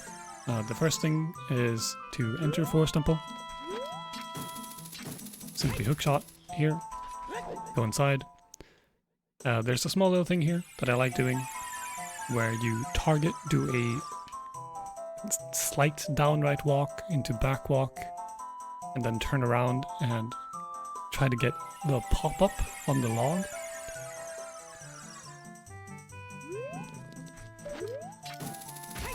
I was a bit too far down. I'll try to show why this is nice. If you aim there-ish, if you get used to, if you practice this enough, you'll get a feel for when you'll pop up. Like I know I will pop up now. So now I'm going to start holding left, because we will be side-hopping in, and we will be using this moment to equip swap our sticks. And this is going to be the first use of equip swap in the run. You will be doing equip swap a lot, so gotta get used to it. You do it by hovering your cursor over what you want to equip. And then for adult or right side equip swap, you're gonna press R to go to the map, then Z to go back to the equipment, and you're gonna hit up left, and wherever you want to equip the thing you hovered, in this case Deku Sticks, to. And here we want to equip it on C down. So it's going to be Z, up left, and Z down. Like so. Now this is a frame perfect 30 FPS trick. You need to do up left and Z on the exact same frame. If you go early, nothing will happen. If you go late, you'll just equip the fish. So that can be a good, like, gauge for where you are at the window and how to adjust properly. I like to equip Deku Sticks here because it gives you a free pause buffer to target, hold right, and side up. And also equip swapping Deku Sticks early means that you can just slash this Sculpture away. You don't have to hookshot him or deal with any sort of that. And then in his main room, pull Deku Stick, jump slash after a while.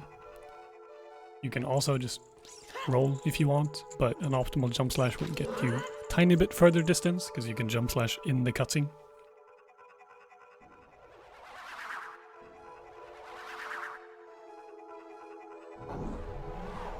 Then here, I'm gonna start holding down to prime a backwalk, and then when you hear the Poe like I'm gonna react to that sound and press target, because that's a very good audio cue as for when the cutscene is over. like so. You're going to want to backwalk over to this ledge here, climb up, roll to about here, and we're going to be doing the forced boss key skip. There are a bunch of different ways you could do this. However, this is the fastest method. Well, there is a faster method, but it uses camera-dependent stuff depending on when you enter, and I don't quite like that. So this is the fastest method that I like doing. You're going to target here. You're going to do up and Deku Stick at the same time to get a sort of forward thrust rather than just a slash. Forward thrust, pull hook shot so that it's in hand, and then you're going to backflip and pull hook shot in the same frame. So down, A, C right. This will put you inside the railing. From here you can hold left. You'll jump, grab this ledge, let go of left, otherwise you'll climb back up, like this.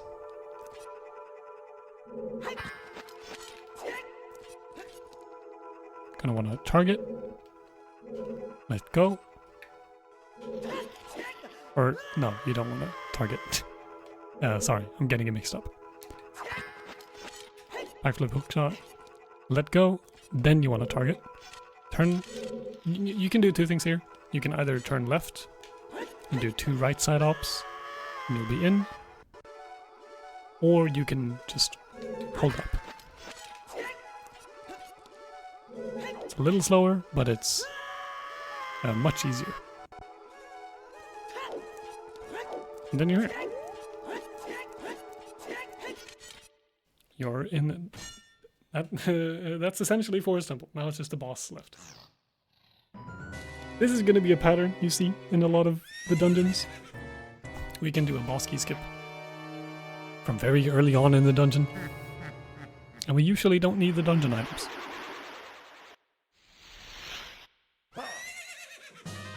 Yeah, as for Phantom Ganon, should note that after Shadow Temple, when we're going to be doing BA or Bottle Adventure, we want to have as few sticks as possible. It is required that you have at least 2 to do Adult Dot Skip, or no, to do Prelude Cutscene Skip and Adult Dot Skip you need 2.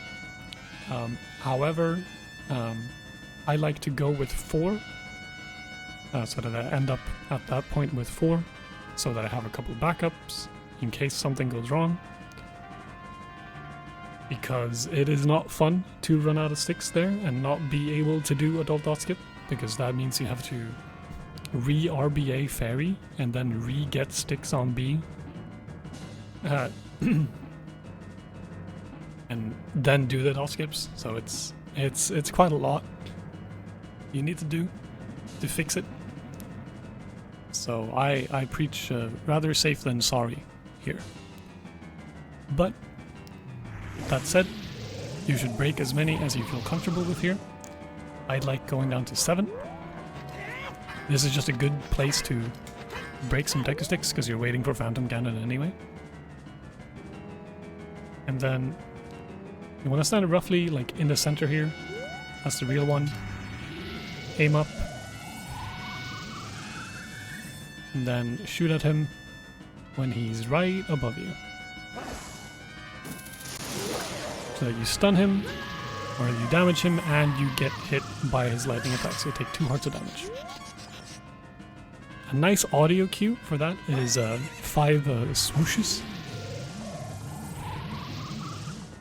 I'll try to show what I mean.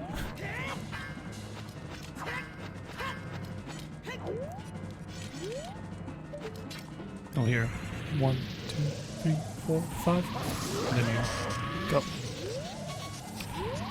And here, now we're going to be wanting to get ISG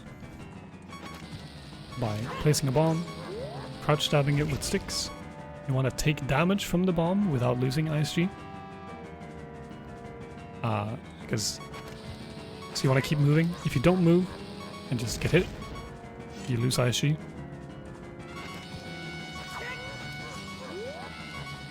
So just keep moving so you keep it. And then you just look for the real one. There he is. You don't need to take damage from him anymore, so just shoot him as soon as possible.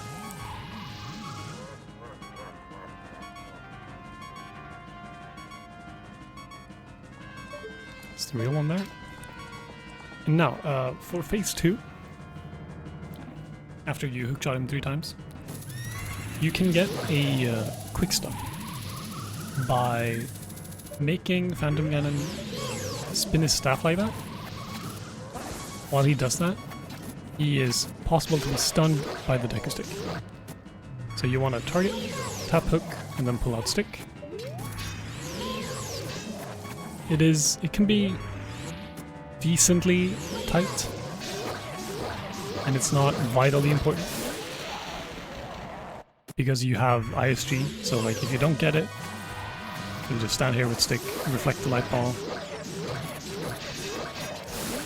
You want to turn so that you're, in order to stun lock him as well, you want to turn so that the Deku Stick hitbox is directly inside of him. The hitbox is on your left hand.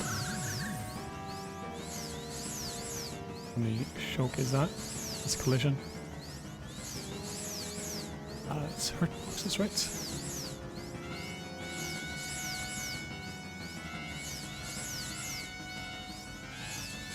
Yeah. You can see Link's left hand has this like red cross there. You want that to be inside of Phantom Ganon.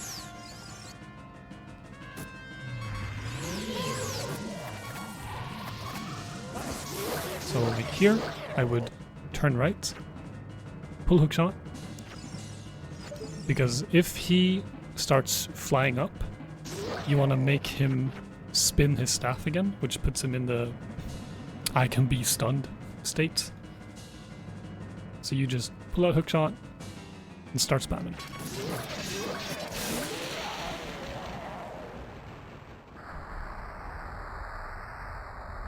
And that's Phantom Ganon.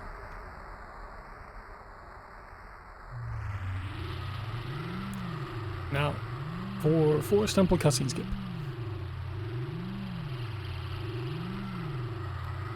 We will be doing another RBA, because we still have bottle on our B button.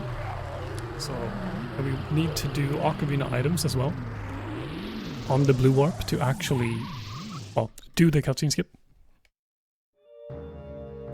So we might as well, right?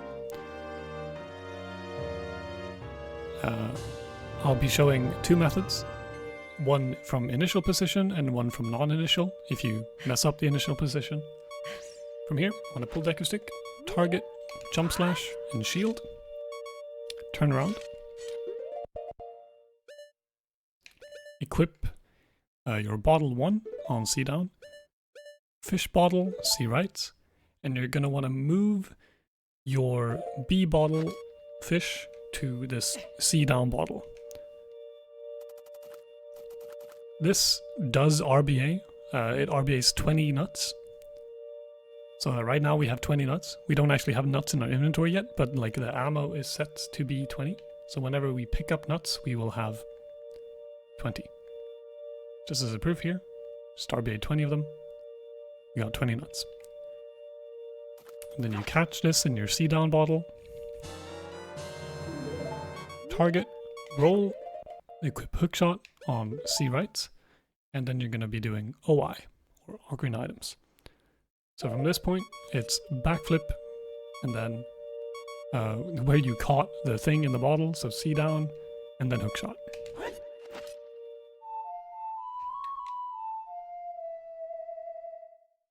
Then here, press B to cancel OI.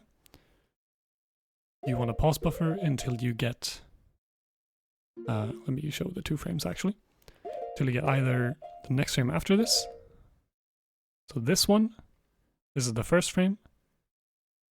Let me just show what happens there. So you pause here. In unpause lag, you're going to want to target, hold right, and pull bomb all at the same time. And then you're going to want to buffer until you see Link's shield overlapping that fence post. So on this frame, you'll pause, equip hookshot C down, and you're going to want to shield drop the bomb and backflip. So in on pause, that will be target, shield, down, and A. And then in the backflip, you also want to press B to pull out a bottle. Swipe the bottle before you walk into the bomb. If you land here at 4E61, usually means you got the cutscene skip. And the white flash tells you that you did. So we now have the Force Medallion. Cool.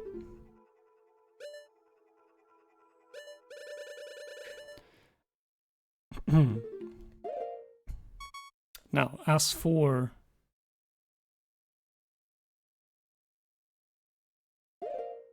frame 2,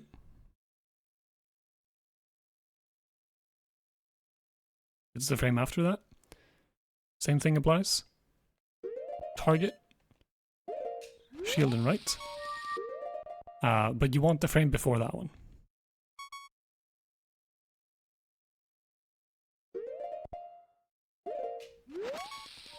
So you want this frame.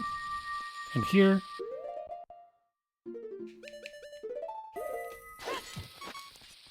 same thing as before. So if you pause late on the... Oh, wait, did I overshoot a frame? It's possible the save states messed me up. No, that was fine. I'm just not used to it. Because I typically... Nice. I typically only get the early frame, because I tend to hedge on that, so I was a bit confused there. But that's how it looks. And then you have the non-initial, which is good to know. Or if you either like take a step here or mess up your shield turn or anything. Anything that could possibly happen where like your position gets messed up. You're gonna want to go over here, target this fence, back walk, side hop into this corner until you're fully in it, and then do another side hop, side roll, 2 side hops left, turn right, and you could have done this beforehand, this drop and catch, before even doing this setup. Because more usually than not, the reason you're even doing the non-initial is because you got fish trolled. So you will have already done those equips. That's it. And then from here, target, kapuk shot. Oh. Did the buttons a bit too fast.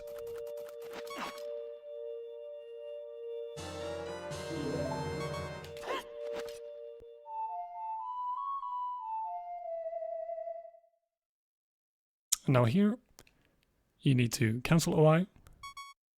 And what used to be frame 1 here is now going to have the visual cue of frame 2. So you're going to do this until here.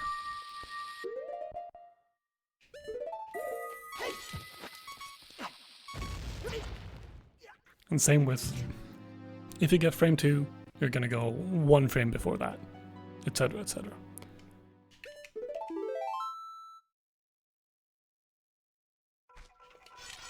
And that's Force Temple. Then we're straight off to Shadow. So you just mash C down, play Nocturne of Shadow. We're going to warp over there. Now, for Enter Shadow, you have a couple of different options. You can do the triple bomb push to enter shadow, which is the fastest and the method I recommend learning. But you can also do a ledge clip from inside here. That's not how you do that. It's this wall. So, and then you walk up this seam. But this is good to know if you fail bomb push enter shadow a bunch and you're running low on bombs.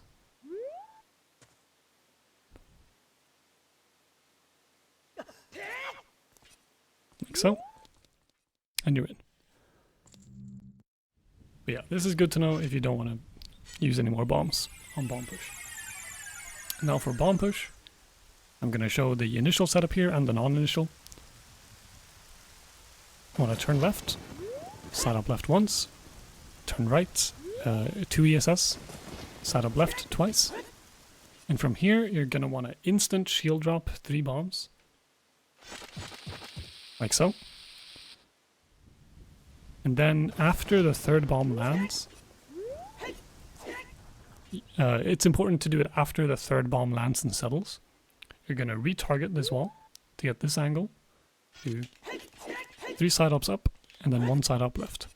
And the bombs that we have placed here will push you past the load plane to unload, to load this bottom place, or to not load this bottom area here.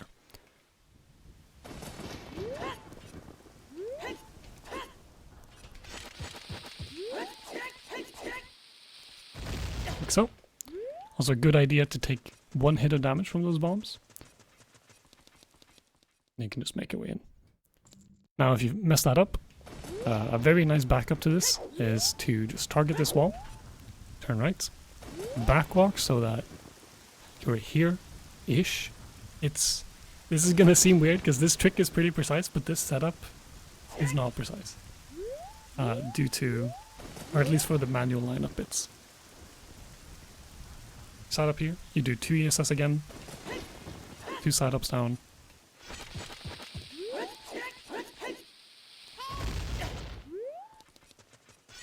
And you're in. As for Shadow Temple itself, it's decently straightforward until we get to hover boots, because that's where we're going. We're gonna make our way through these little fake walls here. I like to roll and do a Deku Stick jump slash at some point during these, because we want to break this pot. Pick up nuts. And now we actually have nuts, and you can see that we have 25, which is crazy, because we only RBA 20, but then this gives us 5 nuts as well, so we have 25, but we only have capacity to have 20 nuts, so when we use a nut, it'll go down to 20 immediately.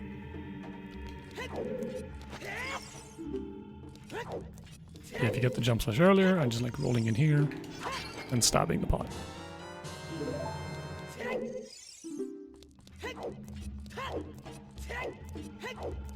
And then here for dead hand, you want to jump slash into the hands so you don't get wobbled immediately. Lure him away from the hands, again so you don't get wobbled. A nice little thing here you can do to save a stick and go a little bit faster is if you are very close to dead hand, like this, and stab like down right.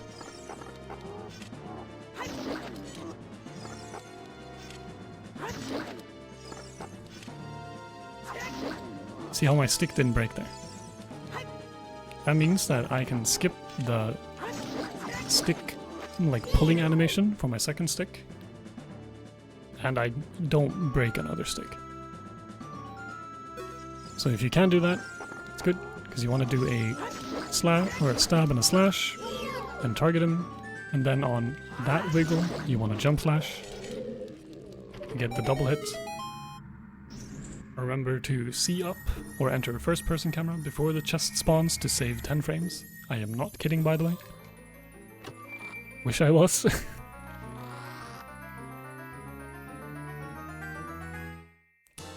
Okay, and now we have hover boots, so now it is time for boat key skip. The boss key skip where we skip both the boat and the key, hence boat key skip. All in one trick. There's a couple different methods of this. There's a Hess method, there's a 1-bomb super slide method, there's a 2-bomb super slide method, there's a Neighbors Love super slide method. But the method I'm going to be showing is the 1-bomb super slide method, because it's the one I'm most familiar with, and honestly the one I recommend. But from the cutscene, or picking up hover boots, you want to target, side up right twice, turn left, side up left, turn 2 ESS to the right, so you're at this angle. Then you're going to want to roll, and now I will say this trick is something that is,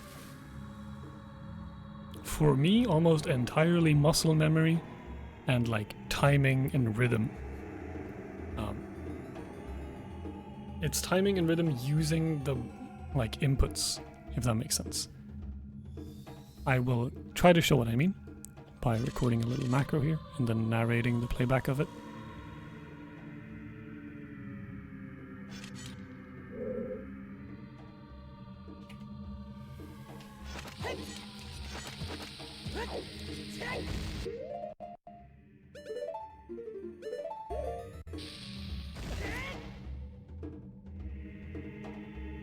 Okay.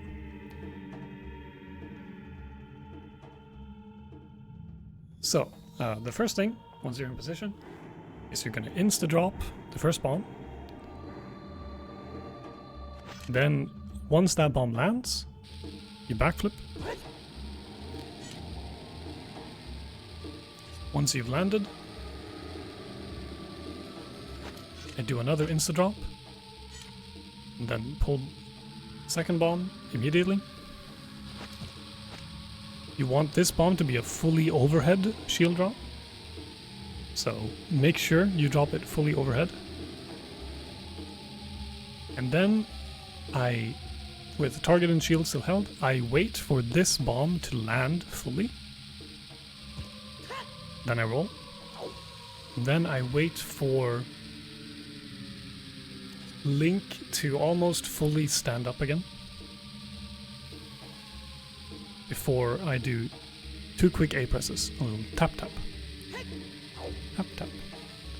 Because what this like sort of rhythm of doing things in, well, it's important that you do like the different bomb placements, that the first one is an insta drop, and then that the other 2 are 1 overhead and 1 insta. But you can do that in like whatever order you want. I just like doing it this way, so that like the inputs are decently close to each other, so that you can get down a nice muscle memory for it. Kind of feels like a combo in a fighting game somewhat. And then you want to press A. I'll replay the entire thing. So if you want to buffer this,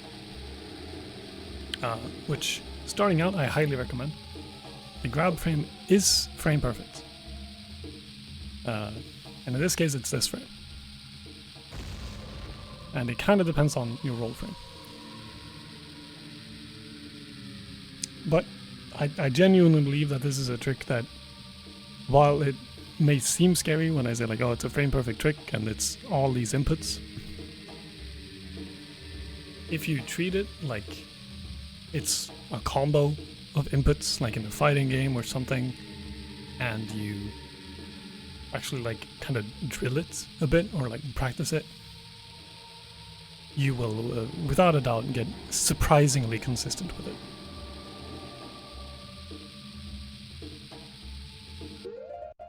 And then you want to equip hover boots. You have a couple of frames to pause and equip hover boots. If you equip it too early, you won't get a proper super slide. If you do it too late, you will not get the actual slide and you'll just clip out of bounds and fall. But you want to pause, equip fish on C down, and then hover boots. Then here's the slightly finicky part about bomb push. You're going to want to hold down right, but not so that the magnitude of your... If you look on like the GZ input, this is going to be the best way to illustrate it. You see I have 54 and minus 60. If you have so-called perfect notches, where it's like 56, 56, you can't just hold in the notch. You need the right value magnitude to be a little higher.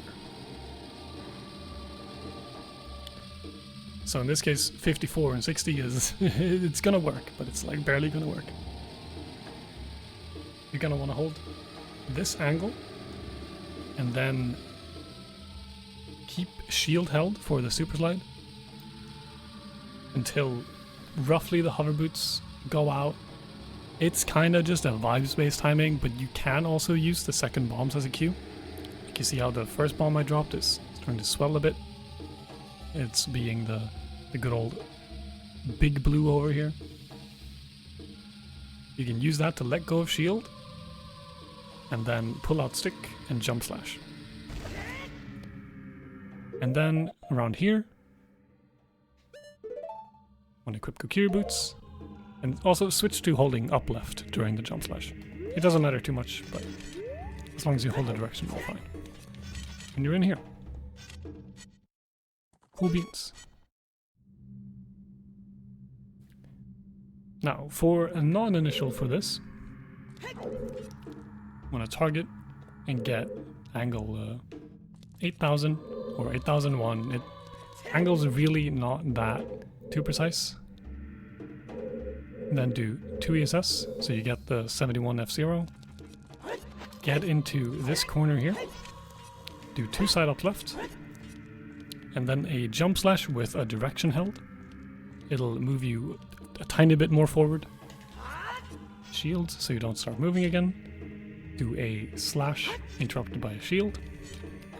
And then from here, it's the same thing as before.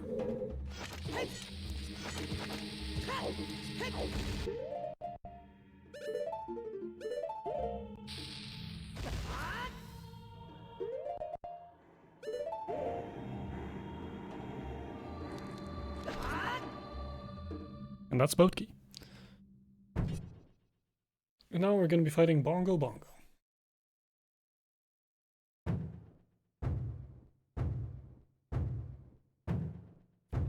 If you are consistent at getting ISG, Bongo Bongo might seem, or Bongo Bongo will be the easiest fight in the game for you.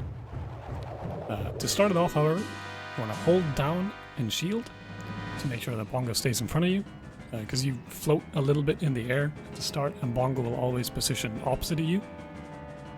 And where you position Bongo, or where you are, and where Bongo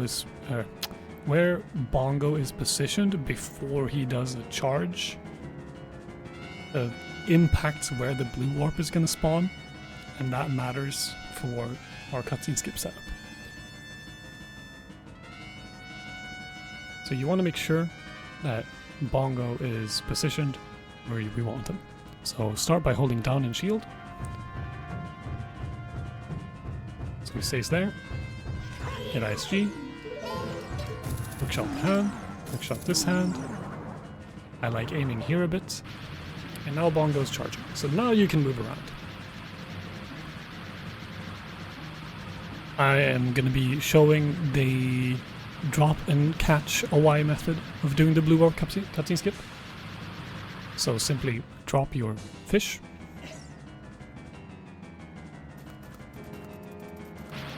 catch it again.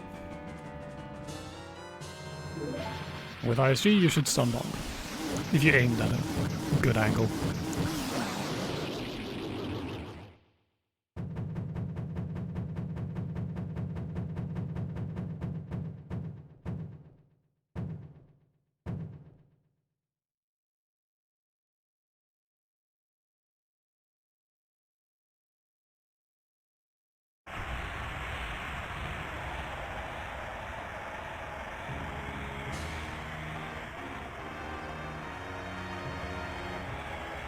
Now, for the cutscene skip, Start by holding shielded up, because we want to be doing 2 long rolls and then a backflip. So with shielded up, you can tap target and A to do 1 long roll, and then you just chain it into another. So you have 2 long rolls. Turn around, 180. Do OI. Mess up Buddy Holly. And then here, you're going to want to hold up. Cancel OI. Slash the deku stick around there. Once you're off the platform, you pause. Equip nuts on C down or C right. It doesn't really matter as long as you remember where you have them equipped. And then Ocarina on the other button that isn't your bombs. Now you want to hold shield and up. You stop here. And then you're gonna throw some nuts. So that you're down to 17.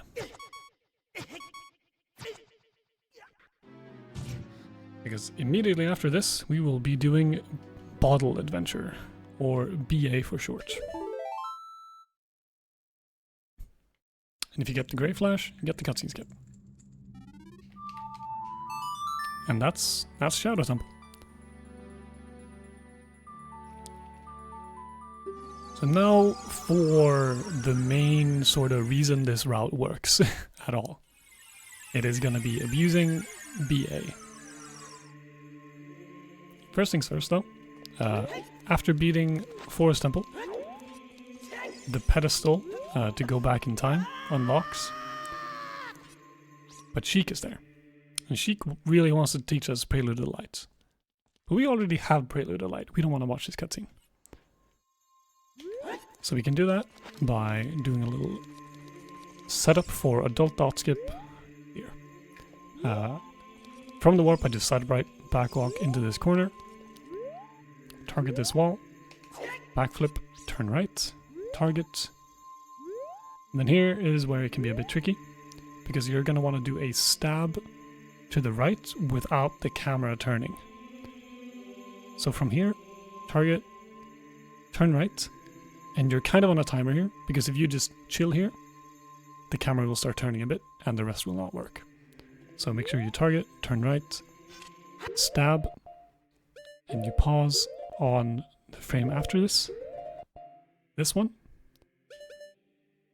You're gonna want to equip Fairy on C right, Fish on C down, and Hover Boots. And then for... This will clip us out of bounds if you just hold right. So that's great. That's part 1. For the out of bounds movement here, to actually skip the prelude cutscene, start by holding right. Kind of anticipate when you're going to clip. And when you clip, you're going to switch to target and holding left. Not like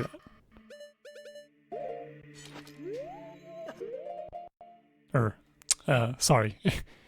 You still want to keep target and right, but right as the hover boots are about to run out, you switch to left and side hop left. Sorry, a lot in my brain right now. So. And then on that side hop, you equip Kokiri boots. You'll hit the cutscene for the trigger, or you'll hit the trigger for the cutscene. But you will void out once you hit minus 4,000.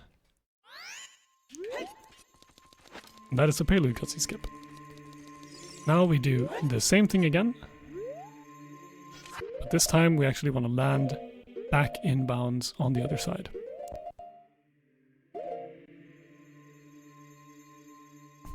To do that, still you pause on this frame again. Equip hover boots. You're going to hold right. But you're not going to retarget now. You're going to switch. You're going to rotate the control stick to down left left at a not a brisk pace. It's pretty relaxed. Like so. So pause on this frame. Hover boots right. Rotate the stick, and you're here. And this is where, if you are optimal and you have exactly 2 sticks left by the time you get here, you don't need to do this. But since we have some extra sticks, we need to break our 2 remaining sticks and put this fish on our B button. So, shield swipe again, like we've done before, with fairy on C rights to RBA more sticks. Which might seem counter-intuitive because we just broke them all. But what matters right now is that we have bottle on B as we're going back in time.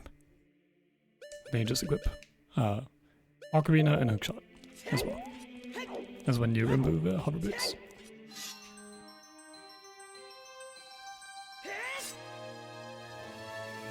Now we go back in time. And if you remember way back in the child section where we equipped bottle 1 on C right, you can see that like it's updated, so it's now a fish. And just make sure that fish is actually on C right as child. If it isn't, put it there. If it is, we go back adult.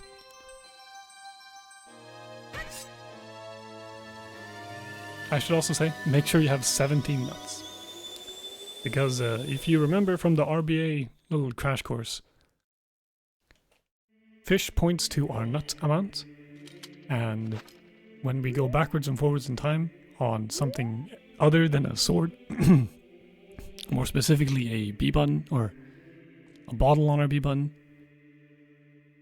it'll use...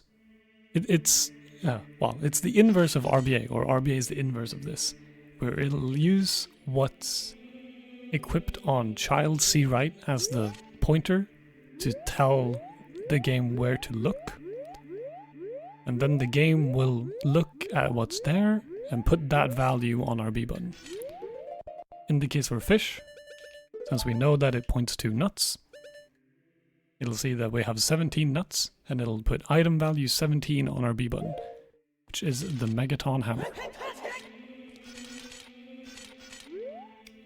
Now, it's time for Fire Temple.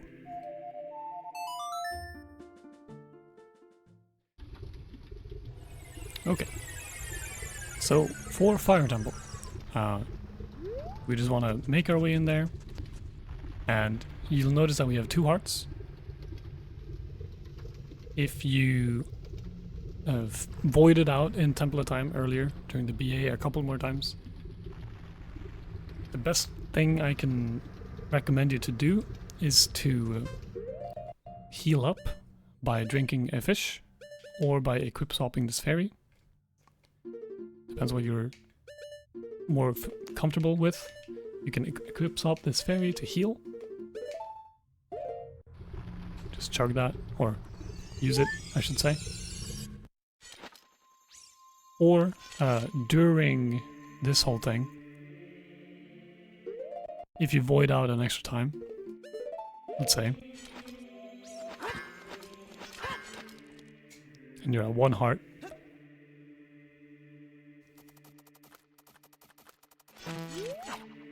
you can, if you OI or do the inputs for OI with something in a caught bottle and then an empty bottle, on VC you will drink it like this, and it'll heal you. So you can do that. Quite nice.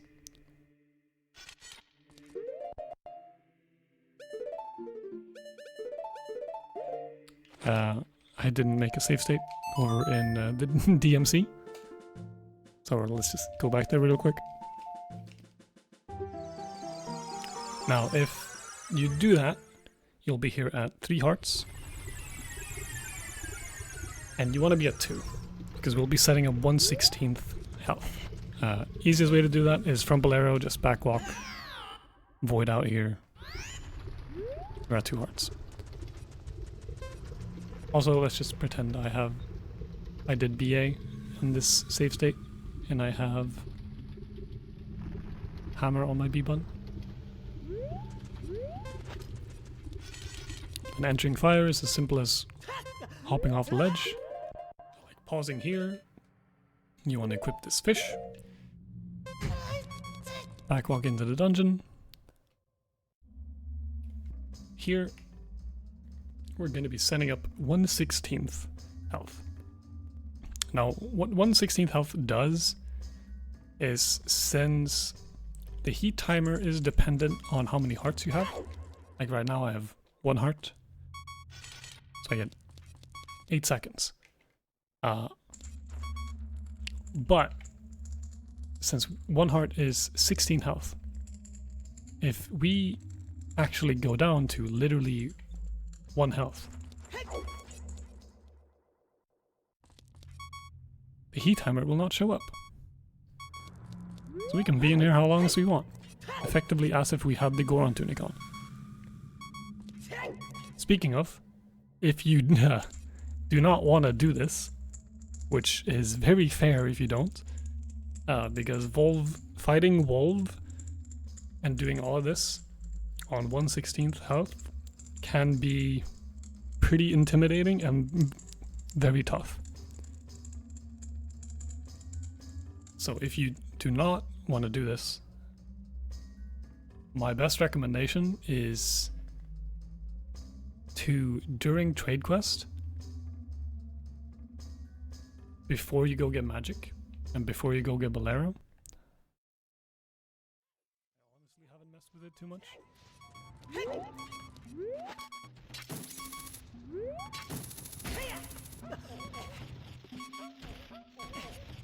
But you can let him take the loop.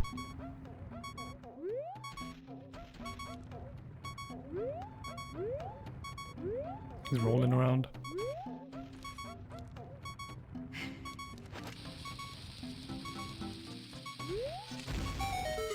There we go. But if you get him first try, you will not actually use another bomb, because he will also open the door to the Darunia room. So this is a very solid option if you do not want to do 1/16 fire.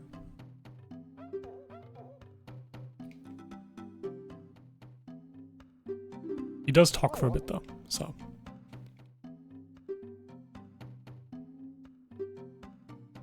I haven't done like proper timing of how much this loses, but I'd hazard a guess that it's around a minute. Or like 50 seconds maybe.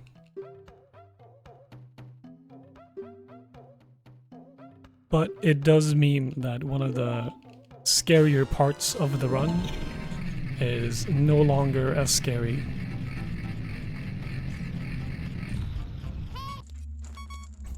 If you don't get Goron Tunic and you want to set up 1/16, here is how I do it. 3 rolls, target there, do 3 side-ups, walk a bit, and then you get hit by that fire keys, and as opposed to all the other times where we've been burning and we haven't wanted to take damage from it, now we actually need to take damage from it down to 1 health.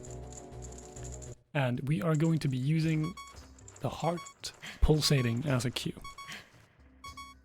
Because the heart pulsate goes out, in, out, in, out, in. Yeah, you see it. Up here. Where the little gator is.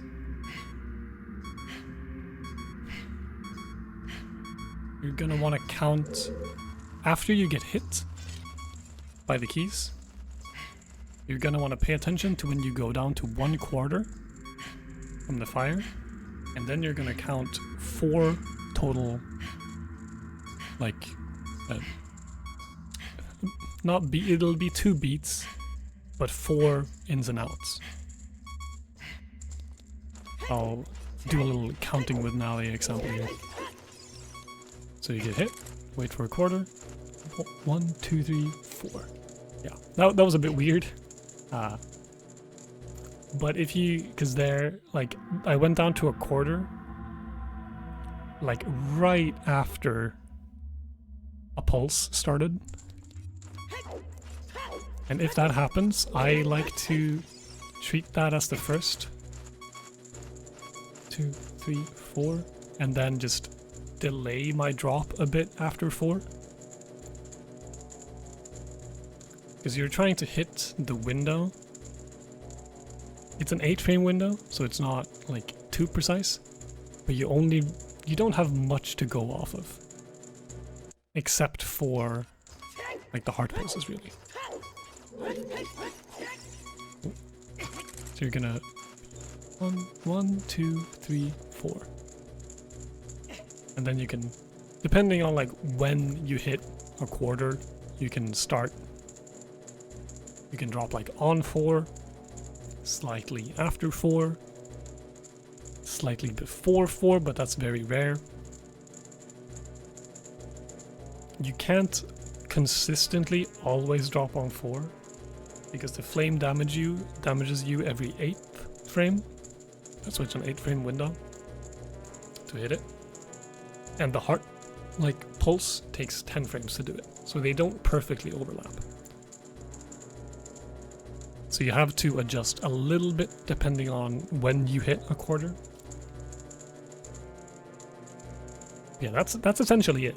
You look for when you get down to a quarter, and then you count 1, 2, 3, 4, you drop the fish, and then you immediately catch the fish again, because we're going to be doing something called time stop.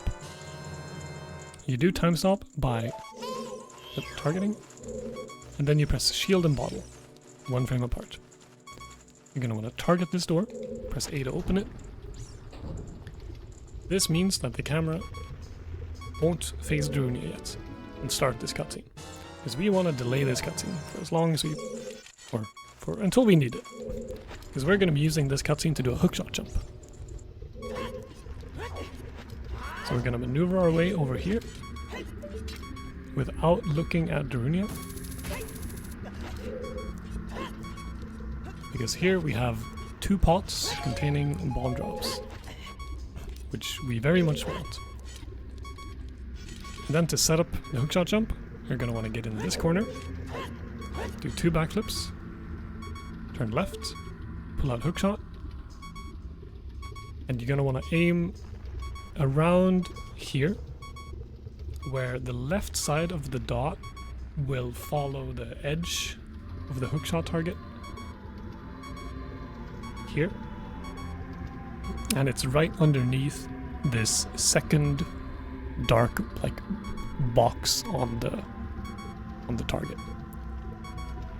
And once here, you pause and you buffer in left and hookshot. You don't want to buffer in like holding hookshot, you want to buffer in like a hookshot shot, so you just tap it.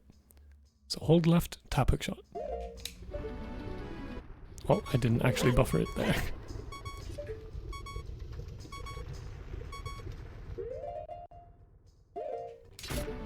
There we go. And then you get a huge hookshot jump.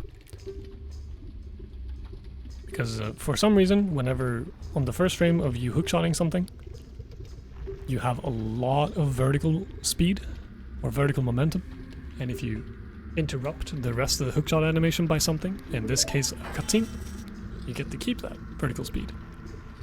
So now we're all the way up in an unloaded room, you know, where the like firewalls and a couple boulders are rolling around. And from there, we're going to be doing boss key skip.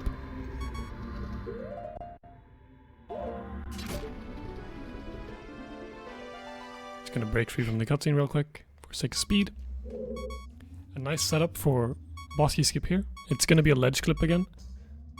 So we do 4 side ups, side roll, walk up to this corner, and then here you can do side up, and then a frame perfect retarget will mean you ledge clip like that. You can keep target, you want to keep target held the entire time after that, so you don't like retarget the wrong thing. And you can also keep A held the entire time, so you drop off the ledge immediately. And once you do that, you want to pull hammer, jump slash, hold up, and you'll hit the loading zone behind there.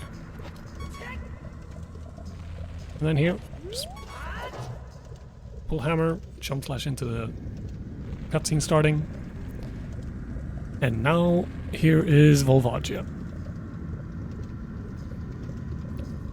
This is the second scariest fight in the game, by a long shot. And that is because we are going to be damaging Volv while Volv is trying to kill us.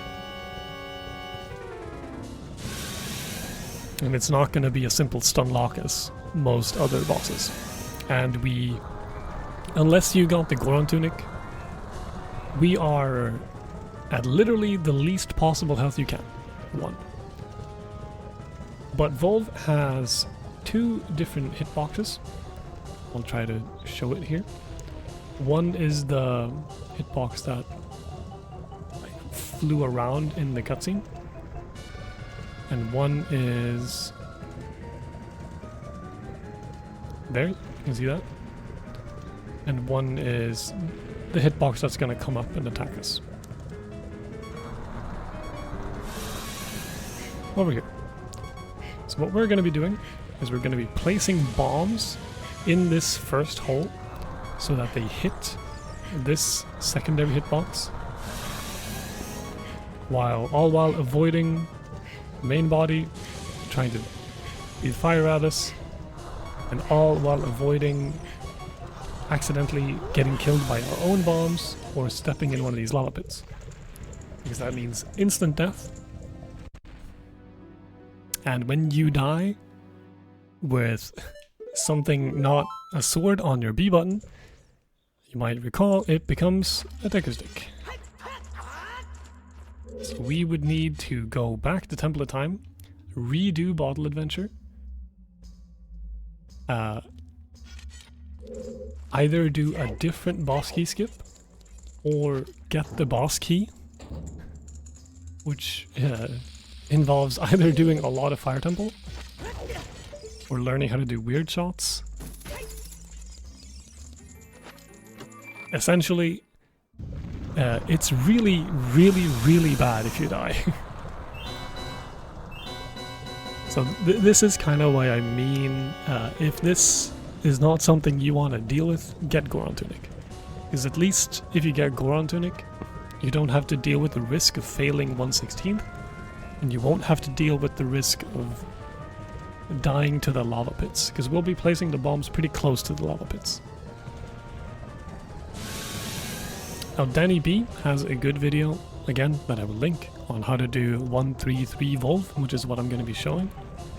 Where you're going to be placing 1 bomb in the pit, stunning Volv, then 3 bombs in the pit, stunning Volv, and then another 3 bombs in the pit. And then that's going to be the end. I will do a quick little rundown here, like what I look for, but if you want an in-depth like showcase on that, links in the description.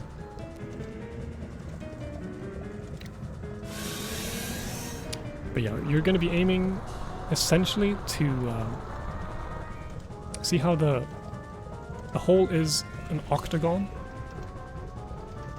You got the bottom left, the bottom right, top left, top left, left. I aim between the bottom left and bottom, inside the pit, like in the actual lava. That's where you want to place the bomb. You can place it on land and it can still hit. It is like anywhere really in, like where the gator is. Everything that the gator touches, that's okay. And you can hear if you hit it as well. So just make sure you pay attention and notice if you hit it. And then another little note. The first set of 3, you kind of need to space out a bit. So you're not gonna... otherwise you can get Volvagia to start flying. And that's gonna be bad. Then Rox is gonna fall down, which will one-shot you. And you won't be able... and like where the second hitbox is gonna be different, and these like tips and tricks on how to hit the hitbox won't necessarily apply anymore.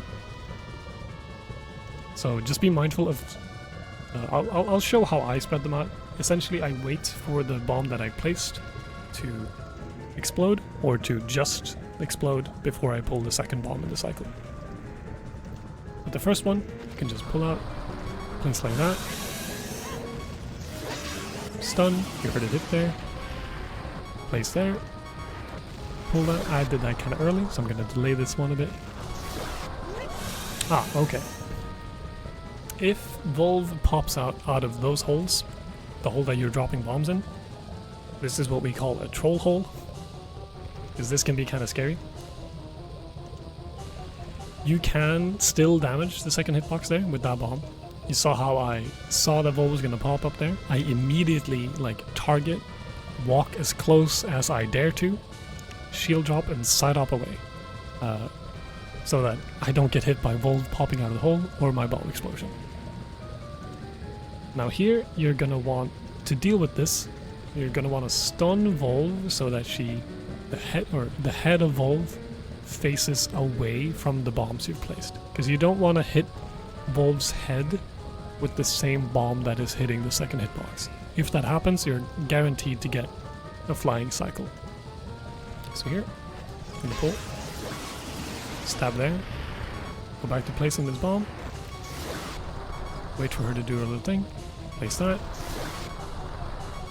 that's the last bomb there. Stab, and a little jump dash.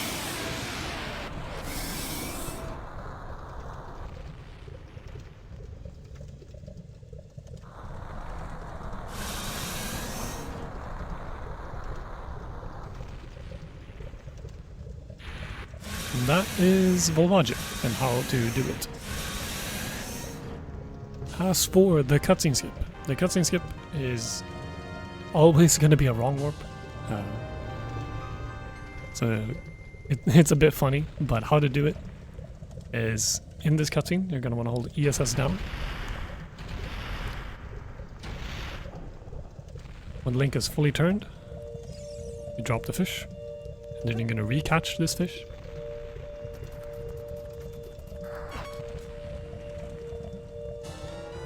And then same as all the other times, you're gonna do backflip OI.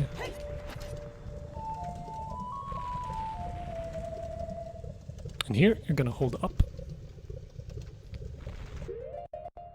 And pause immediately.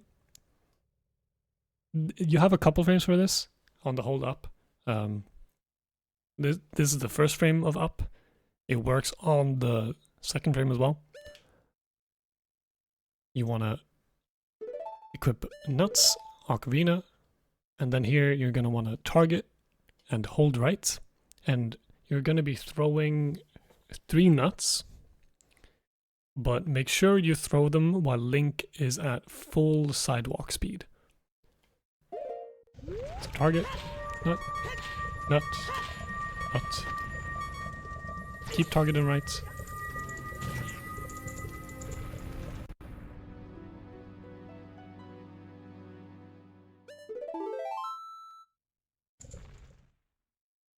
And there we go.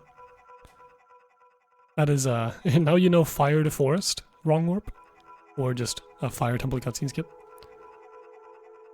Now here, you're going to want to throw another nut immediately. And play Prelude, because we're done with our hammer. That's all we needed it for. Now we are going to do BA number 2. Which is going to be using 13 Deku Nuts.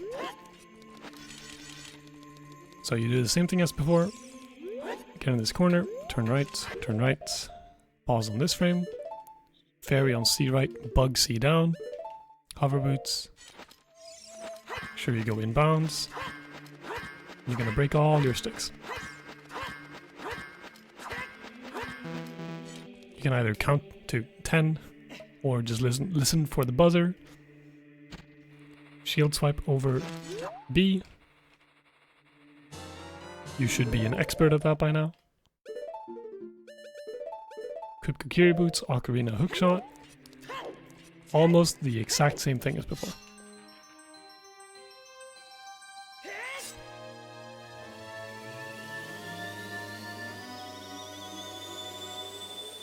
And with fish still on child C right from the previous BA, we're just going back adult. And this time it's going to put item value 13 on our B button, which is, if you paid attention earlier, you know what it is. It is Furore's Wind. Now, Furore's Wind on B is broken, to put it lightly. Because normally you're only supposed to use Furore's Wind inside of dungeons. But with it on our B button, we can now use it wherever you can use the B button normally. So any place where you can use the Master Sword, you can use Furore's Wind, which means the overworld, which means boss rooms, all that stuff. And this allows for very easy cutscene skips most of the time, and some crazy wrong warps. Two of them are very important. One of them is actually what allows us to beat the game, and one saves like 12 minutes, so they're going to be good to know. But now, with Furore's Wind on our B button, we're going to go and beat the Deku Tree.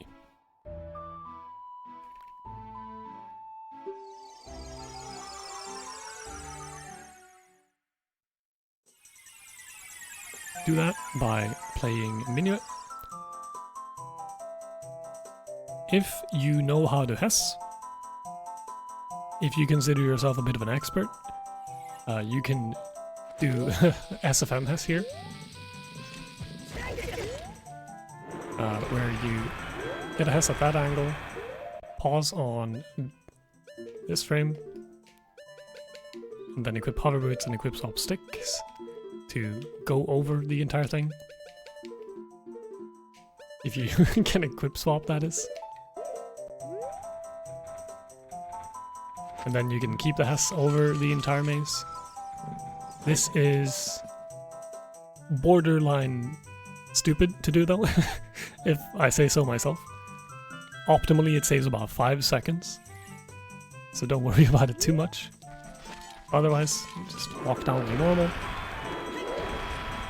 Roll past the shockwaves. We got our favorite ladder in the game here. But this time we don't need to hold target here, because we don't have critical health. So we can just get the lovely wide camera and get a nice view of Sacred Force Meadow. Now, with FW and B, it is vitally important that we go back into Lost Woods and we set Furore's Wind here. And by here I mean in Lost Woods from the Kokiri Forest entrance.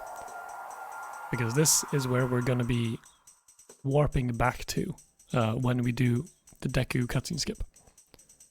And those two overlapping will give us a very, very nice wrong warp. Now for Enter Deku. There's a couple of options of entering Deku. You can do the Enter Deku Hess, which means you get that angle. At some point during all of these, you're going to want to equip swap Deku Sticks.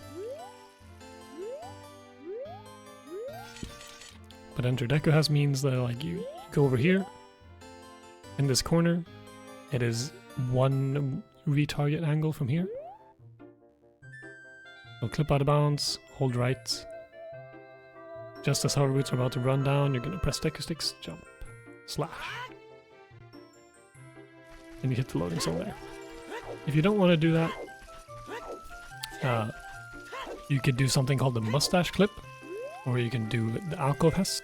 I'm going to show the alcove Hess, and I'm not an expert at mustache clip, but I can give it a go and see how it goes. But alcove Hess also is a Hess, with hover boots this time. Hover boots Hesses are kind of weird, in the sense that you usually start them with a bomb held overhand,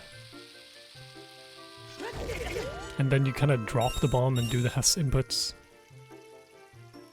right there. You don't like roll into the bomb, you just do it like stationary, which you can do with Kokiri boots too if you like roll against the wall. But then for this, you do it with ESS right. So you're sliding here. Once you're up here, you switch to ESS left. So you land up here. Cancel the Hess. Make your way over here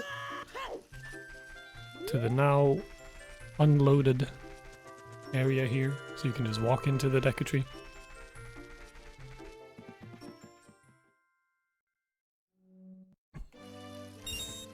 Mustache clip is going to be a bit different. You're going to walk all the way over in here.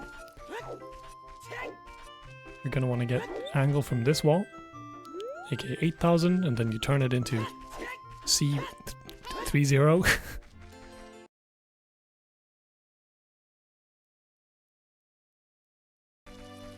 Yeah, if you also do SFM Hess, you're going to be here with hover boots. So you'll do like another hover boots Hess here.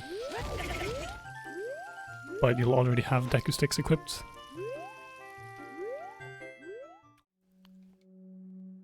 And now, once you're in Deku Tree, we want to hookshot up to the second floor. I like standing on that little black splodge there and aiming to the vines just behind the floor there. Gonna want to equip nuts over hookshot before the hookshot connects and unequip hover boots. This will put Link in the put away hookshot animation, so you won't get stuck in the Navi text on these vines. Like that. You can just walk out. Gonna make our way over here. We're gonna do 2-3-1 skip. We're gonna want to get angle 1696, either by walking into and targeting this wall, or rolling and targeting to it. Then side up right, side roll, try roll, and then you're gonna want to side hop left and drop a bomb mid side hop, like so.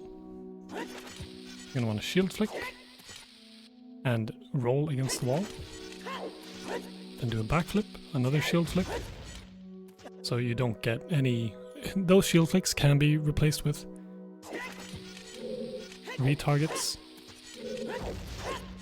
All they're there for is to not give you an angled roll, like that, or a side roll. And then you want to backflip on this frame. Or, nope, not on that frame, sorry.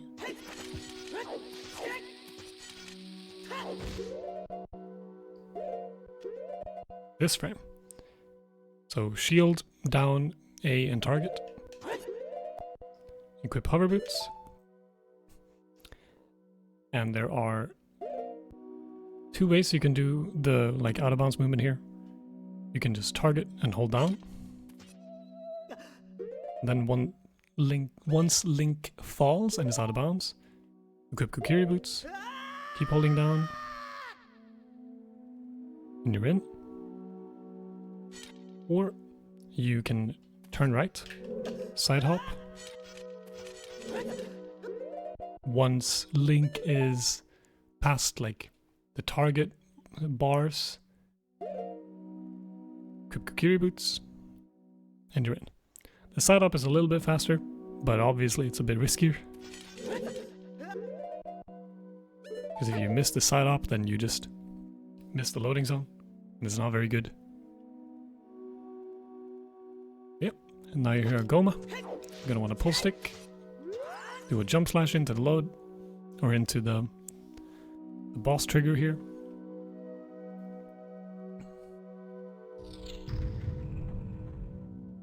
And then just C up and look Goma to start the fight.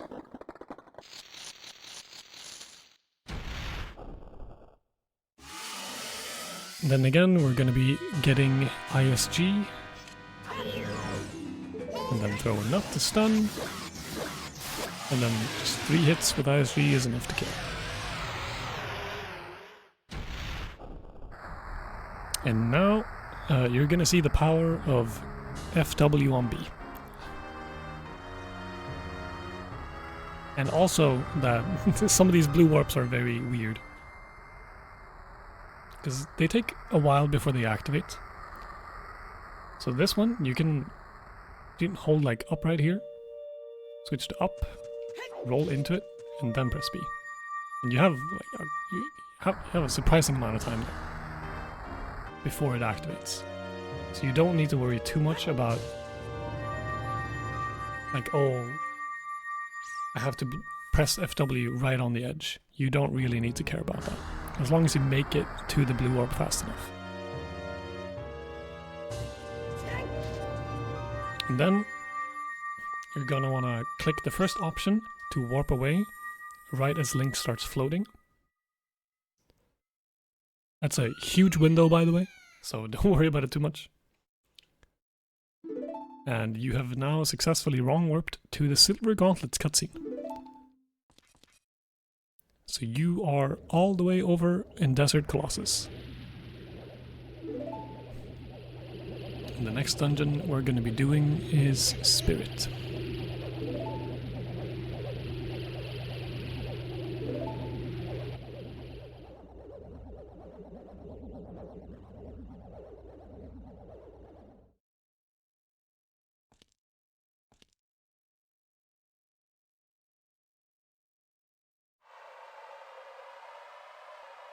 Okay, for Spirit Temple, the first thing you'll notice is we're on the wrong side. You want to get Mirror Shield, and it's all the way over there. You want to get over there by anything that goes fast, really, in hover boots. So you can do a super slide, you can do a one bomb super slide, you can do a Hess, whatever you feel more comfortable with. I like doing a Hess, because, because from the cutscene you can hold down, down right, and you have a very nice angle for the Hess. And you equip hover boots, pull out Deku Stick, up and slash Deku Stick right as your hover boots are about to run out. Or if you want to do a super slide, I suck at super slides.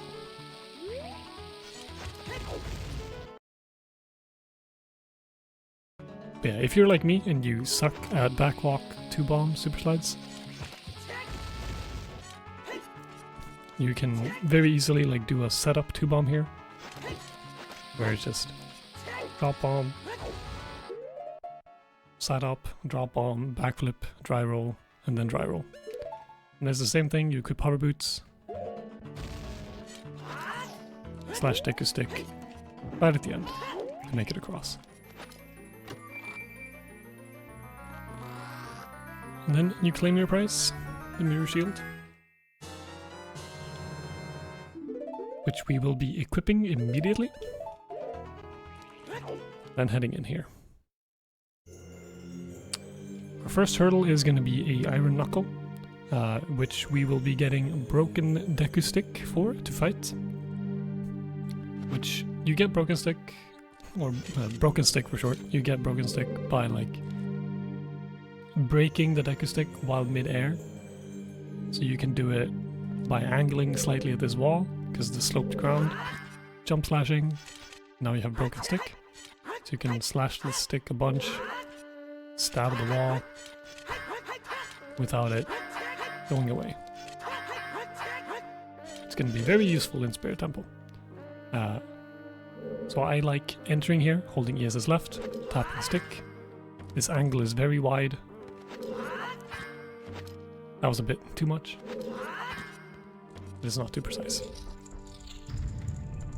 And then here for the Iron Knuckle, just gotta wake it up. Jump slash, stab, and crouch up on his leg, hold up left, stab a couple times. Then you want to make sure you put away Deku Stick there as well. I do it by walking slightly forward, because that like uses the timer, or it forwards the timer that allows you to put away what you're holding in hand. Versus if you're just walking, you roll, stand still, the timer, like now you'll put it away. but if you also walk slowly, it also counts to that. So after the last stab, I just like to stand up holding ESS. You can mash A during that as well, and you won't roll or anything. And you'll just put it away as soon as possible.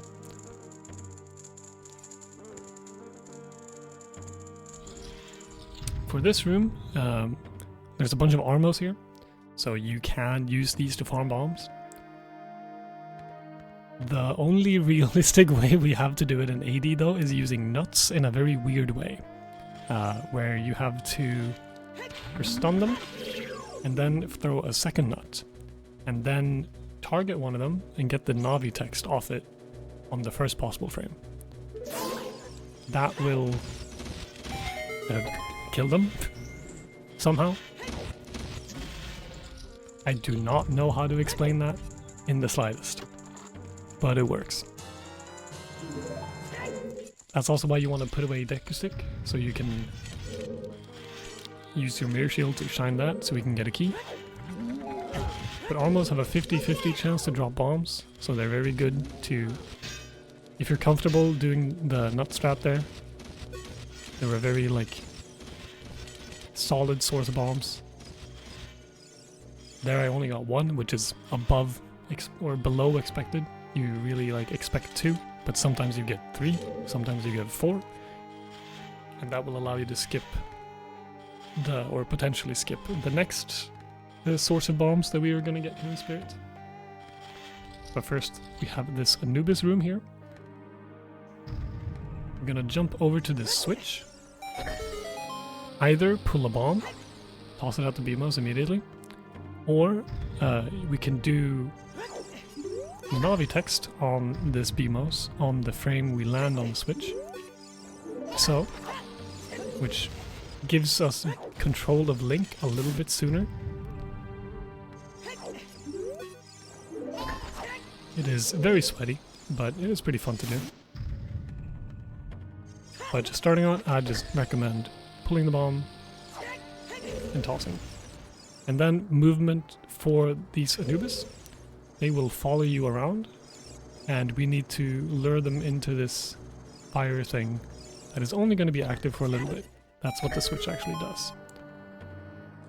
So I'm going to jump over here, shield around there, just turn around, walk on the left side of this door, jump across here. And that's going to kill all 3 of them, giving us access to this corridor. Now, if you only want one more bomb drop, you can throw a nut to stun this Armos, pick up this bomb pot, hold shield, and forward, so that you will immediately drop the bomb pot.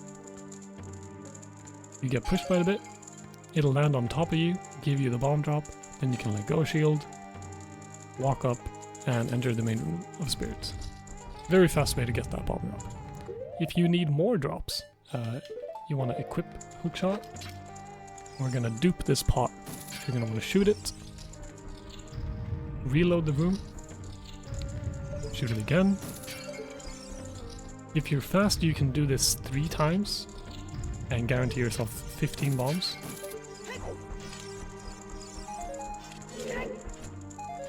I was not fast there.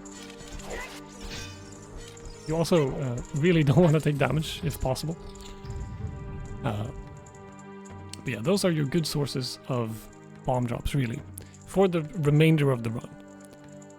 So if you enter the main room of Spirit here with anything less than...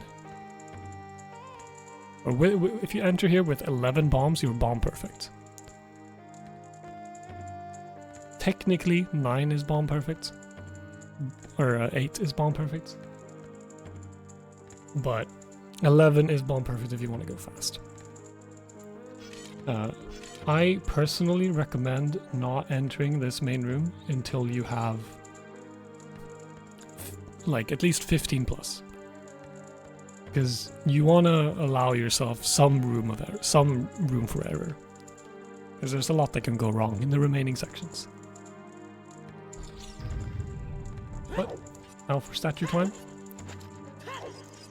I don't want to land here. You can get ISG off of this little Triforce text here. Walk up here. If you took damage earlier, this pot is a great source of a heart. It became a rupee now because I'm full health. But you can sort of like camp it here. It'll hit this little arm bit and you can pick that up. Get in this corner, pull bomb, and then you're going to want to shield right as you take damage from the bomb. It'll put you up here. And you get in this corner. Backflip, jump slash to get broken stick. Side up left, jump slash. You're going to want to shield scoot up, which is just quickly let go and repress shield enough so Link walks forward. Just a scoot, like that. And then you're going to want to do 2 side ups. First one just moves you a bit left. The second one is what's going to move you into this little shoulder piece here.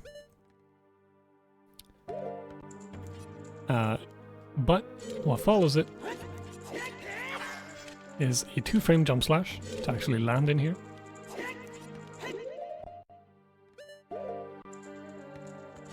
I believe the frames are...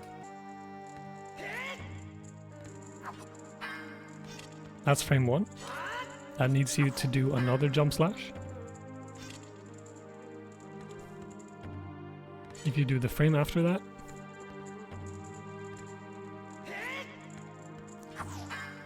you don't need to... Oh.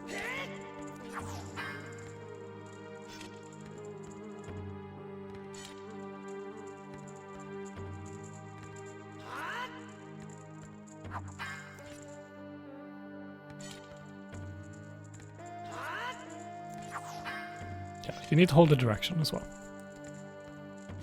But yeah, if you notice you fall off, just keep mashing stick.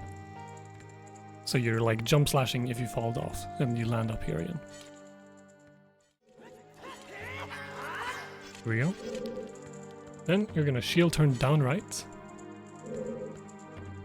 And you're gonna wanna equip hover boots and backflip. Also equip hookshot over nuts.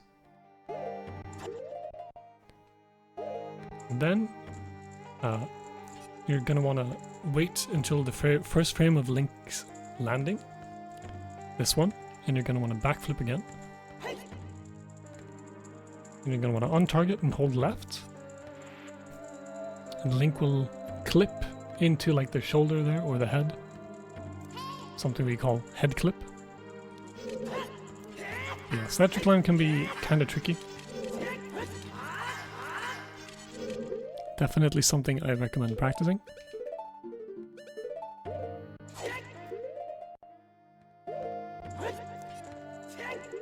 Because there, once you do the second backflip, you could just hold left and roll after a bit. And then once you're close to the loading zone, you equip Kukira boots and keep holding left, and you'll hit the door. If you miss the second backflip, but you're still up here, you can roll against this wall, target to get angle 8000, stab 2 times, and turn down right again, and you're good. And you're good to try again. I messed it up.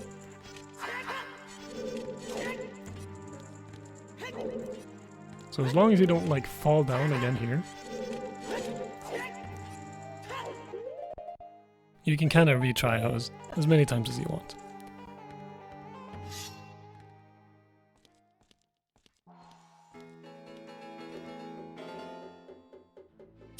And then we have Nabooru. Nabooru is tricky. Not because it's particularly hard, but because the cutscene, like the modern iteration of the cutscene skip for Nabooru,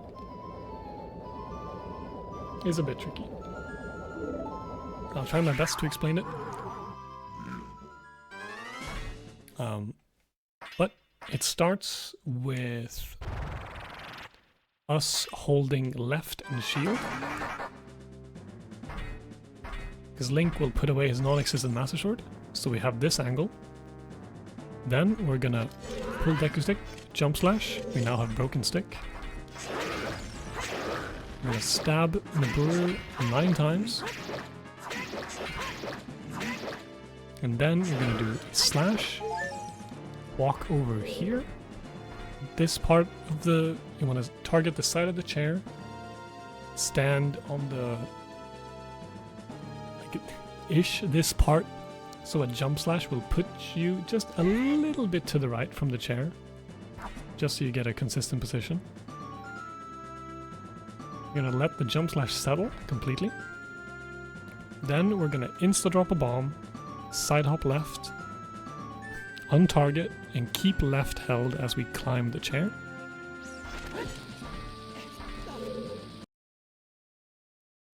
I did not... if you do the side hop left after the bomb drop, you need to press A to climb the chair faster. Because that's a thing in OOT in general.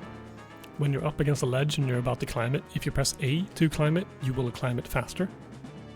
It is very relevant for this. Because when you kill Naburu here is very important.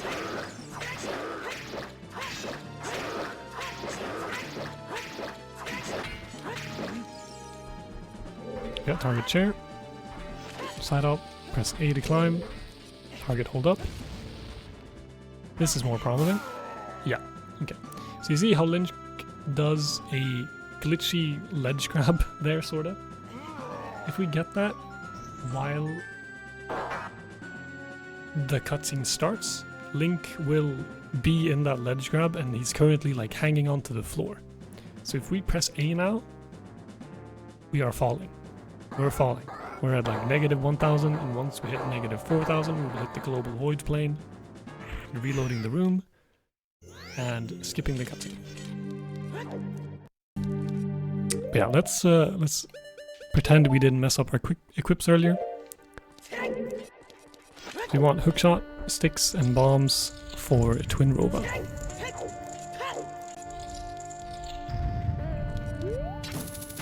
You can hookshot this. You can hookshot it a lot higher up, like so. So you grab the ledge. I said you can do it. Oh, I'm stubborn. There we go.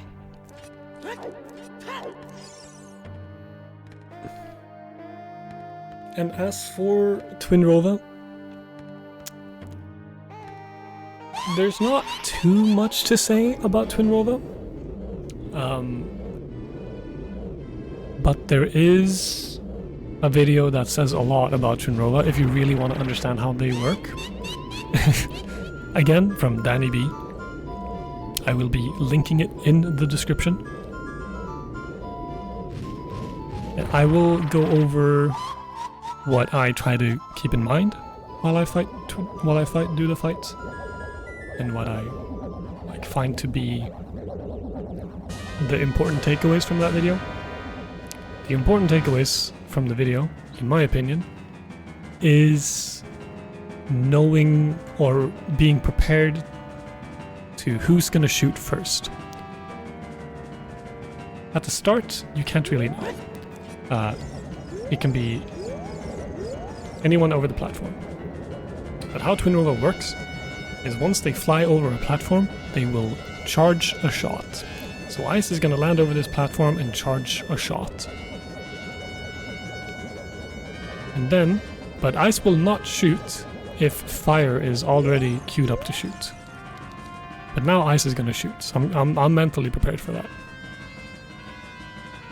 Fire might have a charged shot, but I don't know at the moment. But Fire could fly to a platform and charge a shot. But Fire will not start shooting until the sister isn't shooting, and she has just stopped from flying.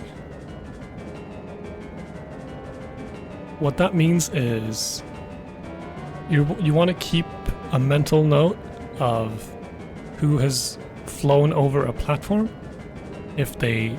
so that you know if they have charged a shot, and then you want to know roughly where the other one is, and if that is going to charge a shot, or if they're just going to stand over a platform and immediately shoot, skipping the whole like charging process. Because right now, fire is charging over there, or was it just on the edge? It was actually hard to tell. So fire might have a shot charge, so I'm gonna keep my eye out. Yes, she charged. Ice hasn't charged. So now, neither of them have a charged shot.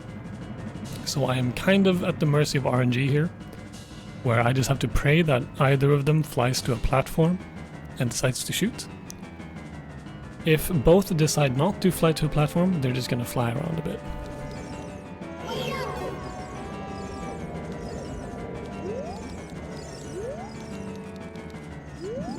Oh, Ice had a charge. I missed that.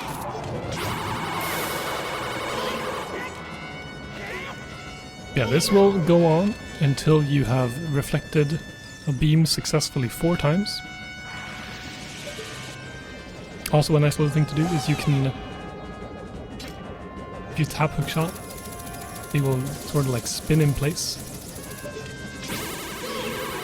which can be very reliable, or a very good tool to keep them kind of stationary, so you don't end up with situations like this, where they're flying around all over the place and you can't really deal with them.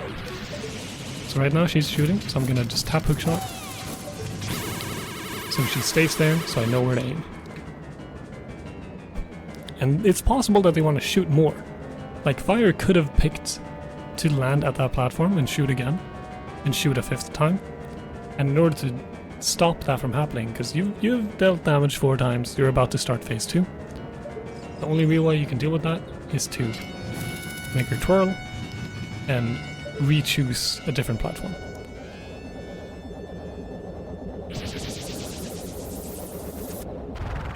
And then you have phase 2. As for phase 2, I like storing a jump slash damage, ISG, and then the big thing of note here is to stay as far back as you can on the opposite platform as to where she is. Because Twin Roller phase 2 will, after shooting, will pick one of the 4 platforms to fly to, but she will not choose a platform that you are standing very, very close to. So if I go very far back here, with ISG I can stand really far back. I can stand on the edge without falling down. She will not choose that platform, which is good, because she takes the longest to fly like straight across the arena. So not only does that save time if she picks one of the 2 that decides, but it also increases the odds of her picking the same platform again, which is what we'd call a double or a triple if it happens 3 times in a row. And that saves, her entire travel time, which is quite good. And then for how to reflect these in a nice way, you want to make her spin. Otherwise, if I don't make her spin, she's kind of going to stand there for a while, not doing well. If I make her spin, she moves a lot faster.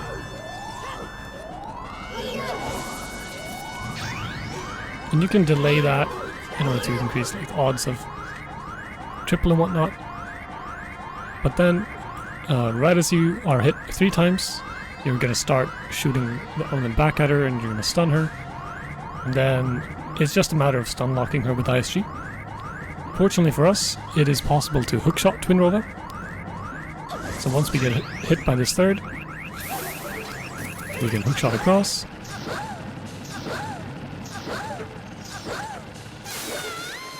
And it's over.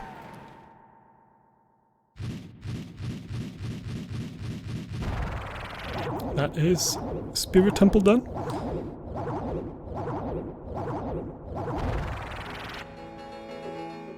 We're just gonna have to sit through this little cutscene here of the Twin Rova sisters yapping.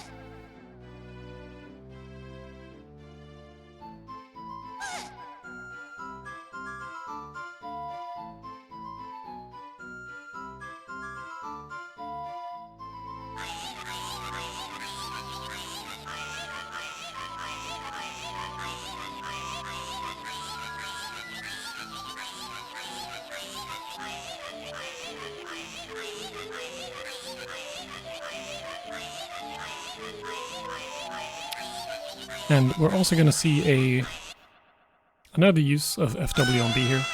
We're going to see that at the end of almost every dungeon here. But we're going to make our way over to the blue warp as fast as possible. So slightly down of up left. Roll target.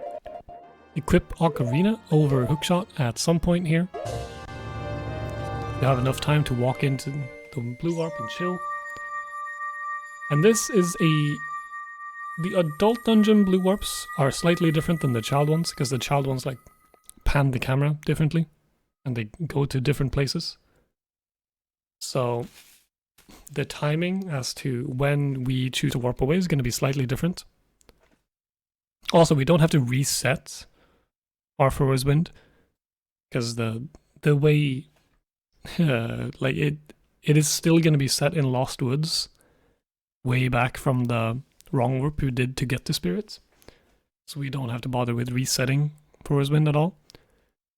But a nice cue for when to take the warp here is when the target bars at the top and the bottom of the screen here, where the gator is walking, right up here or right down here, when those start fading to gray.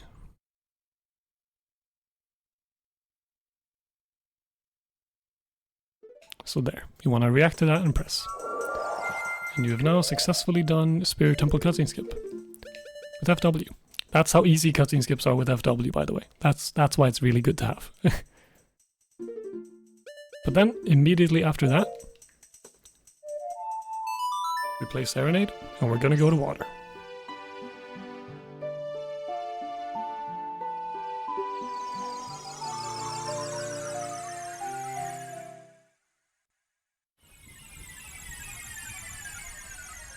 And first thing we're gonna do is we're gonna set FW again, because now it has been used up. So we need to set FW here so we can warp away with the cutscene skip from Water Temple. And then we're gonna actually enter Water Temple. There's a couple different setups you can do this. I'm gonna show two. I'm gonna show an initial here, and I'm gonna show a non-initial. For initial, I like doing side hop left, side hop right, side roll, one ESS left, turn down, and then you back walk. And then here, you just keep holding down until a specific frame to jump slash on. I like using the magic bar intersecting with this little dark splodge here. I like using this as a cue, but whatever cue works for you is a good cue. And then here, jump slash, hold up right. Oh, that was early. Classic. Oh, well, you know what? That's because that's my cue. That's not actually where to jump slash. I use this as a cue, so then like 2 frames later, here is where I jump slash. That makes a lot more sense. Now let's say you mess this up. Like during the setup, you accidentally walk or take a step somewhere. Then you're gonna have to go over here. You dry roll and target into this side here, so you get C3000 or C300. No, C3 zeros. Make sure you're not on the sloped bit, because slopes suck. Side up right, side roll, turn left. Either just walk up here, try not to hop up, roll against it, or once you're here you can turn around and back walk into it as well. But from here, you're going to want to backflip, do 3 ESS turns to the right, Then it's 1, 2, 3 side hops. Hold down. And it's a much earlier jump slash from there to clip in. Especially if you have stick in hand. Like much earlier. But this is definitely good to know.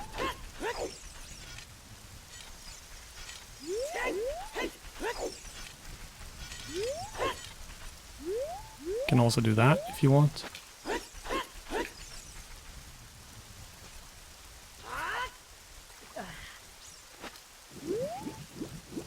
But yeah, then just swim on over in.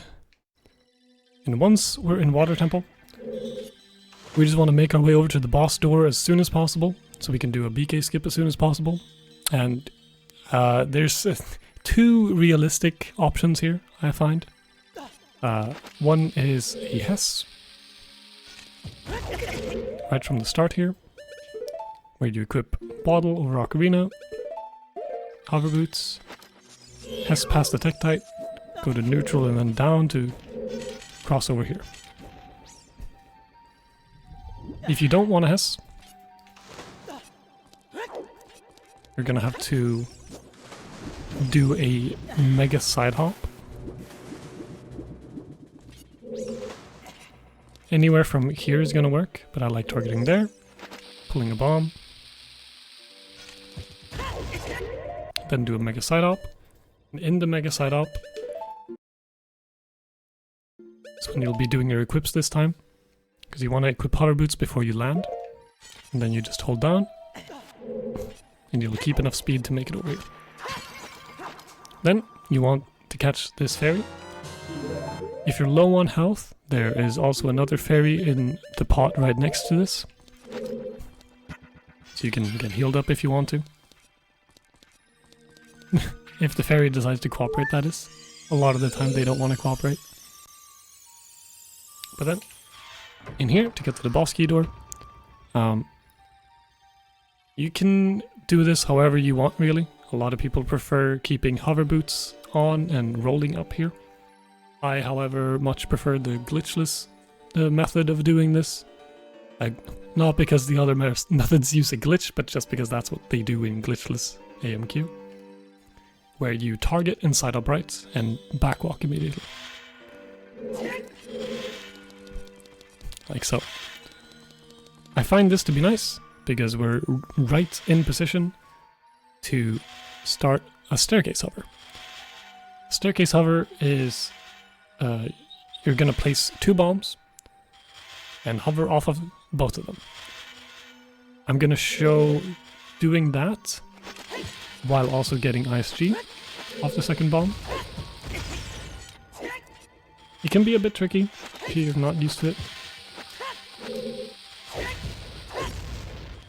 But that's essentially it. You need to do 2 bomb hovers as well, otherwise you won't get enough height to actually stick in the air and you'll just snap back to the ground. If you don't want to deal with getting ISG mid-hover though, you can either just use a bomb to get ISG, or you can do Navi ISG on the door. That has a chance of breaking your stick though. I mean, if you do it that way, you will break your stick. But you can target the middle of the door, do an up left shield turn, aim down left. There we go. Yeah, so target door, shield turn up left, aim fully down left. Ah, yeah. This is kind of what I mean though, like, there it works. So yeah, if you don't want to break your stick, which, yeah, you kind of want to keep your sticks.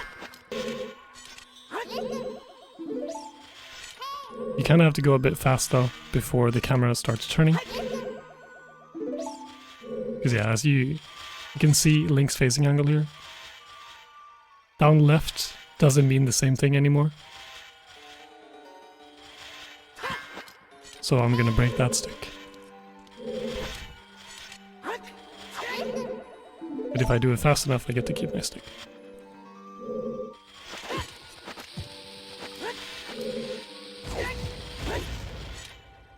But either way, you do a 2 bomb hover, place the bomb, pull out the extra stick, and then You have 4 frames to do this. You got everything from Big Red or one of the first explosion frames. Is almost always going to work though. So if you're pause buffering this, aim either for Big Red, first explosion frame,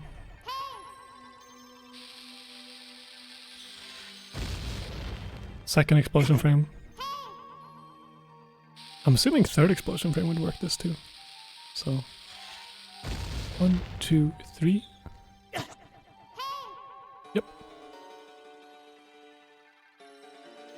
And once you're here, you can either just press stick again to take a little step back,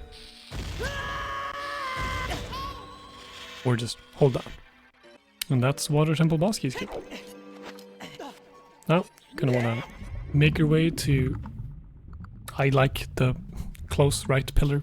I don't know why. It's just... I like going there.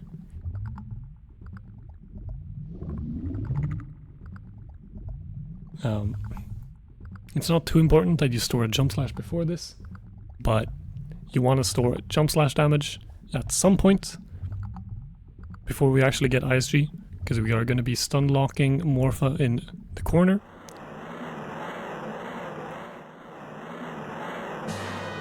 I like to just jump slash into the cutscene there. But once the cutscene starts, try to keep an eye out on where Morpha goes, so you can better position yourself to actually get ISG. Right now she's completely in the middle. There are ways you can deal with that with putting her like at the center of the door. I suck at that, however, so I'm not gonna show that to you. Instead, I'm just gonna show how you can take your little amoeba for a walk.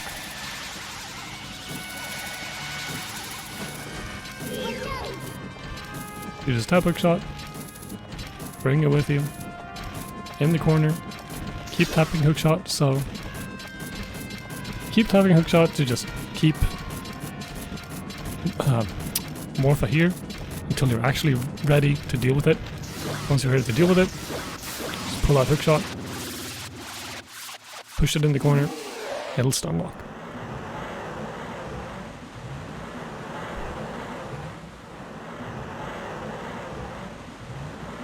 Then for Water Temple cutscene skip, the blue warp is actually far enough away where we cannot make it there in time, unfortunately. So we will have to do a little position setup to end up right on the edge. However, I will show you one I quite like. You target here-ish, anywhere really left of this little corner of the brick. You're gonna side hop left, hold it down, and on the third frame of down you want to press B. There, I got it first try, but that's not always guaranteed. I can show how to deal with not getting it first try. So let's say I go early. Ah, that's okay. Now you just tap down and press B. So you take these like tiny steps. And you're just gonna tap towards the blue warp and press B immediately after to just take tiny little scoots towards the blue warp. And eventually you'll be there. And this time we don't have the target bars at the top and bottom, but we can use our C buttons as a cue this time. So once they start to fade, we can press yes and walk away.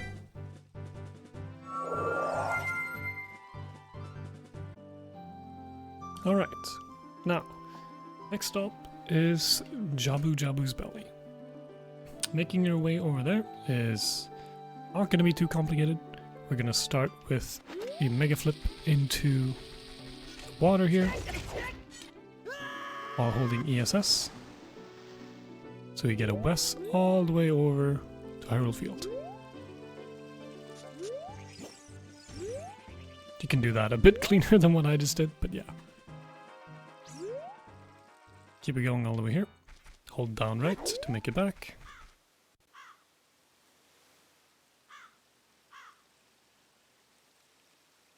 We're going to be doing a super slide teleport off of a bush over here. And we also want to set Furor's wind here. You can do this, where you keep the entrance angle, shield turned down right here. Place the bomb, walk over to this bush that we will be sliding from, cast FW, and then start the super slide here. However, as you might have noticed there, it is definitely failable. If you don't want to do that, you can cast FW before all this, go over to this bush, aim the red dot around here, so it's like in this area. It's not too precise, but somewhere there. Place the bomb a bit away from the bush so it doesn't blow up. Roll towards and grab the bush, with shield up of course. Once you're about here, you pause, you equip hover boots, let go of shield, hold up, and mash stick. And you'll jump slash and make it to Sora's domain. Now, on the way to Jabu, you can do a hover boots Hess here to make your way up there really fast. But it's fun to do. You can also clip out of bounds there, do a little super swim into the loading zone up here. It is very cool looking, but it is extremely overkill for a beginner. I would just recommend just rolling up here.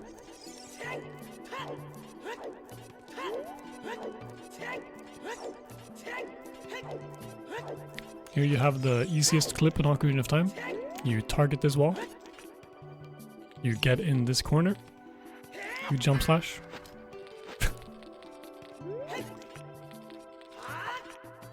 Hold the direction, and then you just maneuver your way over here.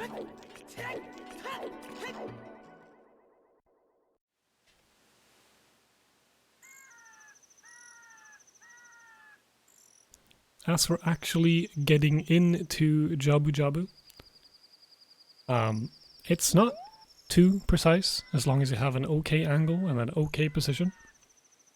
You can get the angle from the entrance here with the side up, side roll retarget, and then making your way over here, and then from here turning right, and then it's all just a matter of lining up the position. As long as you're walking straight forward and you get pushed by the fence there, you're golden on left to right position. Now all that matters is forwards and backwards. And I like looking at the bottom left of the mirror shield or Link's left thumb. Link's left thumb is kind of aligned with the iceberg now, in like the resting spot, so that's a pretty good spot. But it also works like if you're further back, like here, like now left, the bottom left of the mirror shield is also lined up with it. That's about what you want to aim for. If you somehow lose the angle, want to re-get it, you can target any of the flat walls here. That is 4,000. This is 0. And here you just turn it into 4,000 to a side up, side roll right, and lock in that angle. Move forwards, there-ish. Pull a bomb, and then the frames you want are going to be... I know Big Blue works. You can make other frames work by spacing out the actual drop and roll. But if you're buffering, I'm going to recommend going Big Blue. In this case, where you pause on Big Blue, you have to input target, shield, and A to drop and roll. And then you're going to want to hold right and shield and just mash A to get a side hop. Once you get the mega side hop, you're going to want to press C down in this case to pull out stick. C right if you have the stick anywhere else. And then you want to pause. Like so. I might have repaused a frame late. Yeah. But yeah, what's important here is that you actually manage to pull stick before we're going to be equipping Kukiri boots. Because we need to do a equip of Kukiri boots and then a re-equip and a jump slash of hover boots on a specific height frame. So here we're going to want to equip Kukiri boots. Any time where Link is like to the right of the iceberg is okay to equip Kukiri boots. Then it's just a matter of time and getting the correct height frame, which I think is this. Yes, it is this. Here you want to equip hover boots, and you're gonna buffer in a jump slash in on pause lag. And you've clipped inside.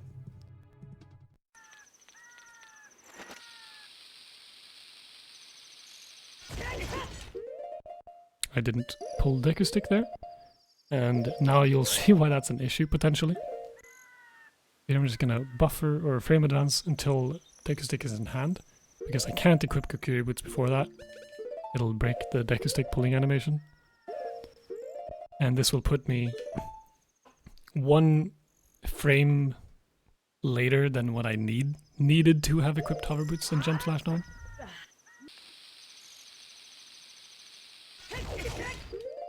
Here we go. I have stick in hand. I've been pushed to the right. I can equip Kukiri boots. That is the correct height. We do hovers and jump slash.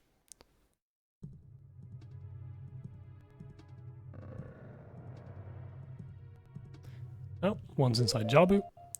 You want to equip Deku Nuts over the Deku Sticks. Unequip hover boots. I like doing targeted rolls here, so I can pull out hook shot and target that little uvula switch faster. Ideally you want to avoid those shabombs. They can introduce a risk of crashing on the wrong warp we'll be doing at the end here, so try to avoid them if possible.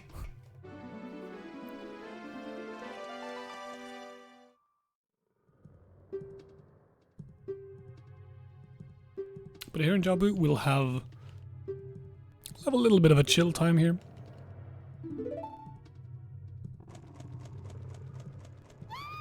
We just need to do the little Rudo escort mission here to get Boomerang. Boomerang is hard required to beat Baronade. There is no way around it.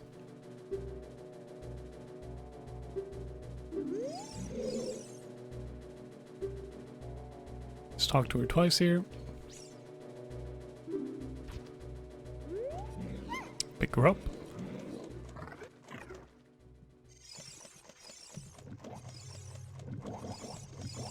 Take a little walk through here.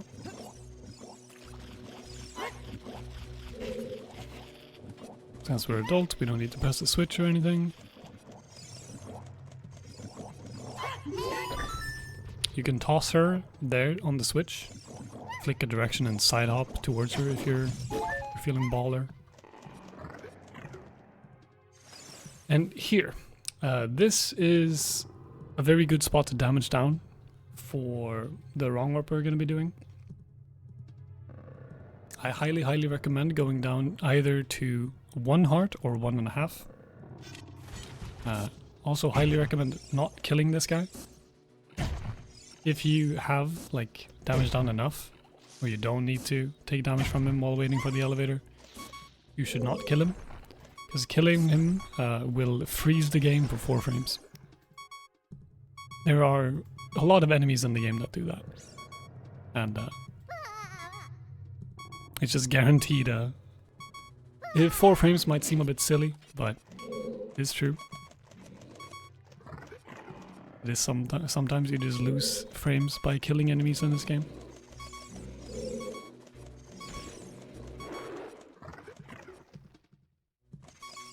Yeah, there's not too much to say about this. You just kind of make your way through over here.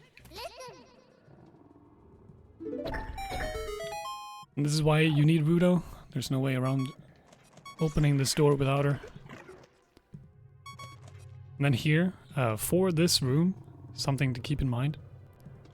You can kill the first stinger with a well-placed toss here, but around there. But if you throw a nut too early, they will wake up and you'll miss them. And they can like dodge Rudo. But also, if you throw the nut just so that the explosion hits, like when Rudo lands, the first nut might not even do anything.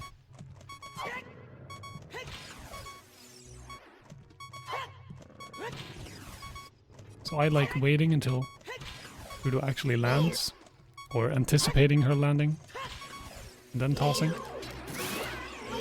to make sure none of that tomfoolery happens. Then it's just a matter of target shooting them down.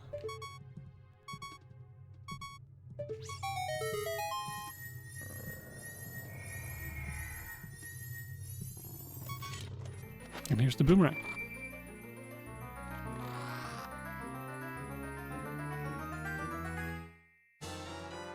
Okay, so now, with boomerang in hand, we are equipped to beat Baronade. Baronade is very tough. If you want to do Jabu Wrong Warp. If you don't want to do Jabu Wrong Warp, it's slightly less tough. Mainly because then you don't need to worry about your health too much. But Jabu Wrong Warp is very, very fast in this category. You don't need to do it to beat the run. But it's something that I'm not really gonna... I'm just gonna assume that you're gonna go for it if you want to run this category. Because it's sort of like the main thing at the end here. So I'm gonna try to... And if you don't get Jabu Wrong Warp, you'll just have to watch the cutscene. You'll be placed out in Sora's Fountain, and you'll just have to play Bolero and walk to Dodongo's Cavern. Getting this Wrong Warp is very useful. Okay, we have hover boots, so we can just make our way over to the switch. There's a bajillion different setups to get the correct spacing on the switch. But with hover boots already equipped, let's oh, okay, well, we're here, so let's redo this room. With hover boots, the setup for it I like to do is get towards the switch, backflip on top of it, and then here you equip Kokiri boots, equip Saw Boomerang, you hold up and press A in the unpause lag so you buffer a long roll, and then it's a matter of doing the A press at the correct time. If you mess it up and you go early or late on the A press, no worries. With Kokiri boots you can just hold down and you land on a good spot. And then you can do the long roll strat there to actually get like the up and A input at the same time. Now we're going to be using Boomerang to hit a switch in the ceiling. I like aiming here. You can use the... If you stand right at the corner here. Let me get rid of this little guy. Stand here. Aim up and you align the Master Sword like... kind of like seam with the seam on the roof there. A toss and...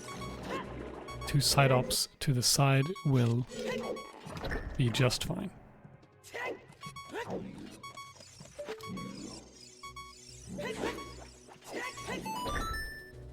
And then hold down left.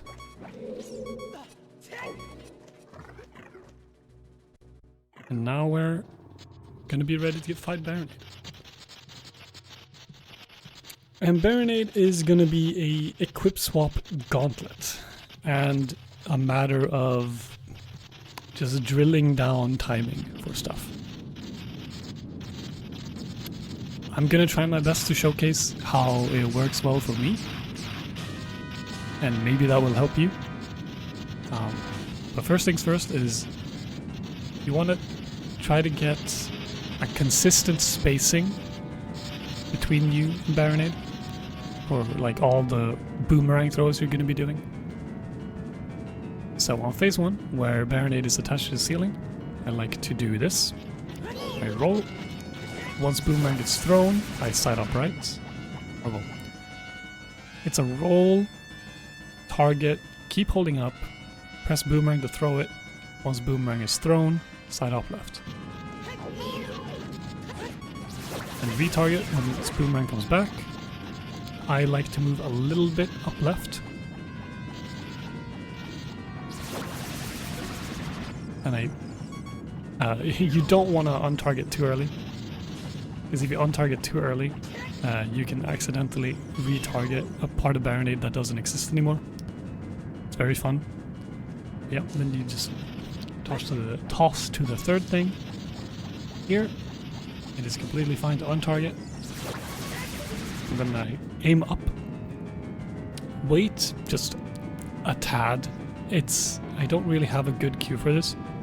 It's just, you just have to wait a little bit so that when you throw the rang, it's gonna stun and allow you to throw Deku Nuts and kill all of the little berries.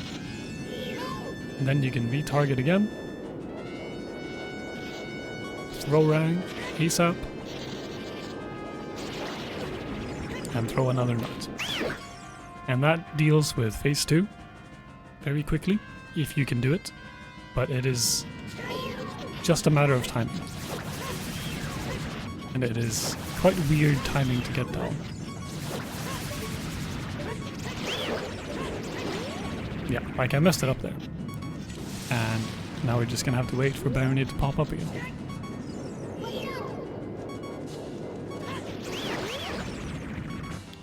So yeah, this fight can be tough.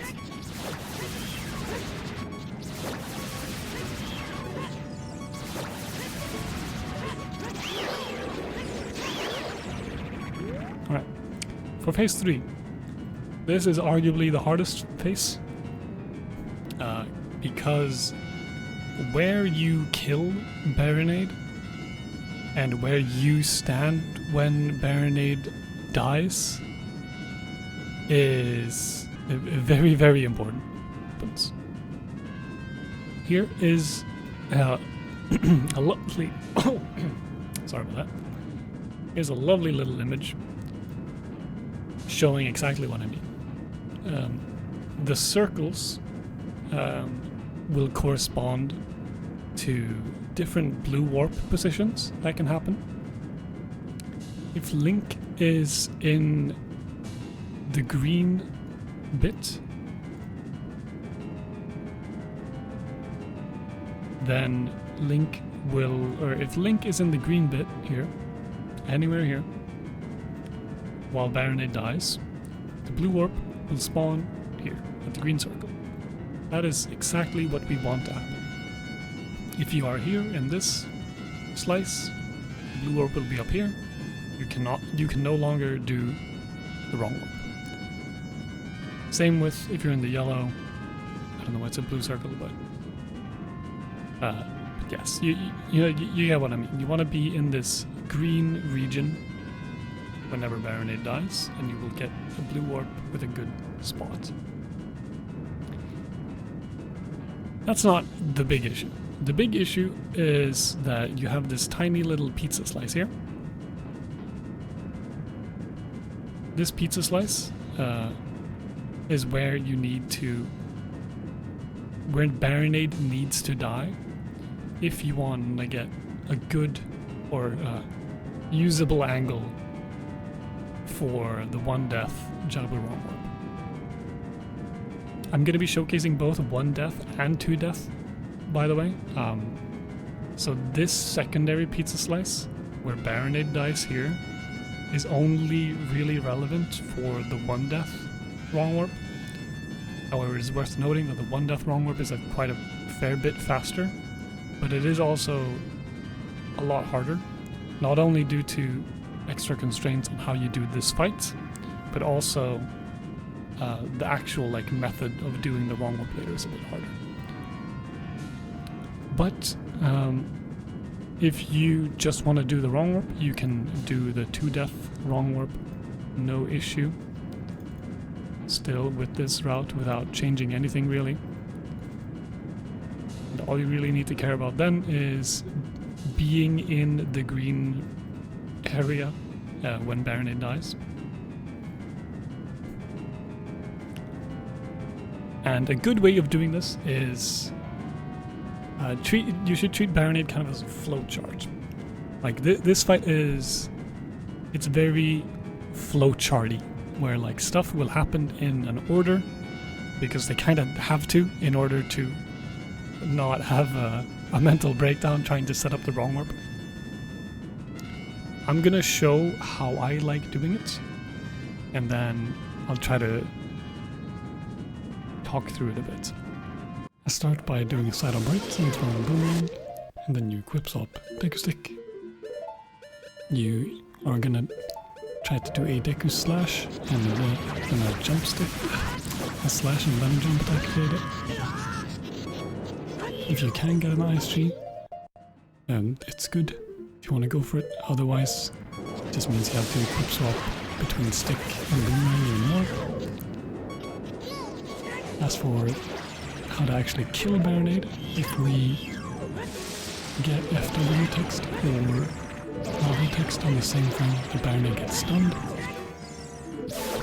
Baronade will die. Much simpler way is to just equip swap Deku Stick again and slash or jump slash, but you can do that if you want to try to save an equip swap. Alright, so that was not the cleanest, but the way I did the damage as well, I'll talk about it in a bit. But first, let's get the whole thing recorded here. So yeah, we have the blue warp in a good spot. Now we just position ourselves so the right tip of the mirror shield is just barely connecting with the blue warp there. I'm gonna shield drop this bomb. Side hop left. Turn left. And then backflip into the bomb right as it's about to explode. Or like as it's exploding. You really have a lot of time to do this. If you stop hearing the blue warp, you're fine. Wait, I don't have a fairy? Oh, right. I caught the fairy in the wrong bottle in Water Temple. Oh, okay. It is really, really, really important that you catch it in this bottle right there. In bottle 3. This bottle. Otherwise, yeah, you won't get revived there. Whoops. But let's assume I do that, and we now have that. Now we can... Well, we still want Boomerang equip swapped. And we want to equip this fake fairy. What this will do is, since we have a real fairy in our equipment, like the real bottles, like there's 4 normal bottle slots. If you have a fairy in any of the real slots and equip a quote-unquote fake fairy, the fake fairy will still revive you. But now we can do this. Line up there. Backflip about as the bomb's about to explode. If you stop hearing the blue warp, like swoosh sound or ringing sound, that means you got it. And you're going to revive at the edge here.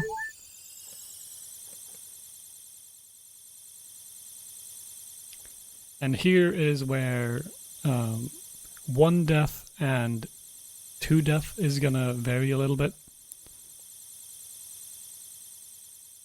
I'll show 2 death first. It's called 2 death because we need to die again in order to regain control of Link, because you see how we get like snapped back all the time. This will stop happening once we actually start the Rudo talking thing. So here. And if we die here, then we'll gain complete control of Link again without the camera being weird. But we can't use bombs there. But we can use bombs here. And with FW on B, we can drop a bomb there, press B, and then go down to the bottom option to cancel out of this menu, press B again, and get hit by the same bomb source again. Like so. Then we pull a bomb, target Rudo, walk away towards the door here. We're gonna die again. We're gonna get revived by our real fairy this time.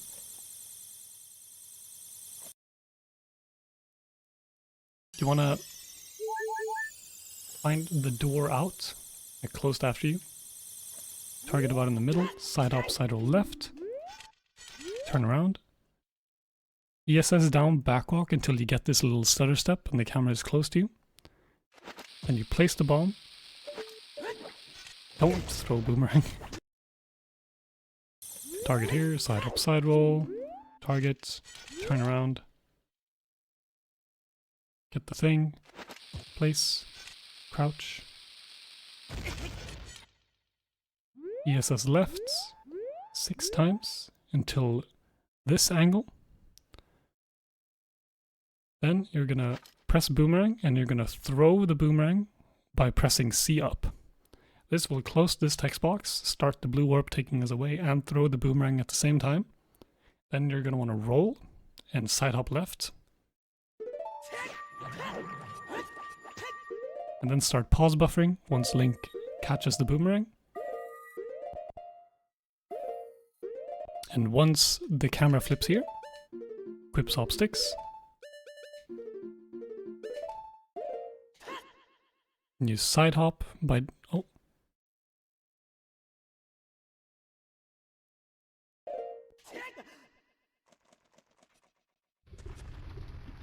There we go. It is with down and A you do it. Not up and A. Sorry about that. But that's 2 death Jabu wrong warp. It is not the hardest. It's just a lot of steps. As for 1 death Jabu wrong warp, we need to go over here and grab this pot. And then we do this. Get over towards the door, because we will be working with this camera. That's all we got. So you target this door. You ESS and target ESS left. So you like shuffle around until you see Link behind the text box kind of like stuttering there. Then you're going to want to shield drop the pot. You are now inside the wall, even if it's hard to see. Then you're going to want to ESS right, but not fully. But you're going to want to ESS right, but not a full 90 degrees, so that Link snaps to like a 90-degree turn. You're going to want to ESS right and then go to like down, because you want to turn more than 90 degrees. But you want to hit Cob 8. It looks like this. It can be kind of hard to tell. I like using the fact that the mirror shield is popping out of the wall, because if you do one more ESS turn, you can kinda see it, but like it's really not popping out. It's a lot more visible there. It's very hard to see, but like you're just gonna keep your eyes glued here. And depending on where you killed Baronade, you remember the little pizza thing here, you will get slightly different camera angles. Here I killed Baronade slightly outside the pizza, so this is technically one of the unusable like warp angles, but you can make this work. What matters is that you can tell what angle you're getting, essentially. But anyway, from this, you're gonna want to backflip and side hop. Remember that to do that, you need to input left for the backflip and then up for the side hop. And you're gonna do a side roll after that side hop. So it's gonna be backflip, side hop, side roll. And then you're gonna count Rudo wiggles. You need to do the side roll before this text box comes up. So you have to do all those inputs like before. So your last A press won't start the thing. Because here you're going to want to do one final A press. And you see how Rudo is kind of wiggling in that corner over there? You're going to want to, like, kind of like a typewriter. That makes any sense? Like, he's in this corner going ding, ding, ding, ding. I like to count 9 of those loops. I'll again like try to show what I mean. All right, I have this. It's 1, 2, 3, 4, 5, 6, 7, 8, 9. Okay, so now on the next little typewriter loop, where she'll go back to the start, which is 1 frame from now.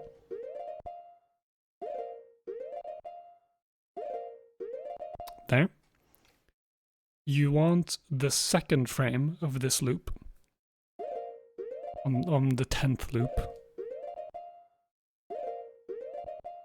So you need to advance 1 more frame. And you can't look at the blue warp to judge if you actually advance a frame. Because the blue warp animation goes before the actual game updates. You can use the blue warp to tell like where your first pause is roughly, but that's it. After that, you have to just look at Rudo. Which can be very hard if you pause for this much. Oh yeah, it got very hard to tell if I actually advanced the frame though or not. So we're gonna retry this. 1, 2, 3, 4, 5, 6, 7, 8, 9. Oh my god.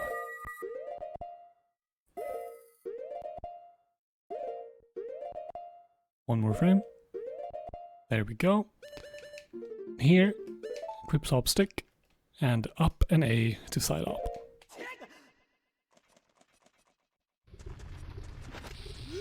And that is 1 death, job a wrong warp.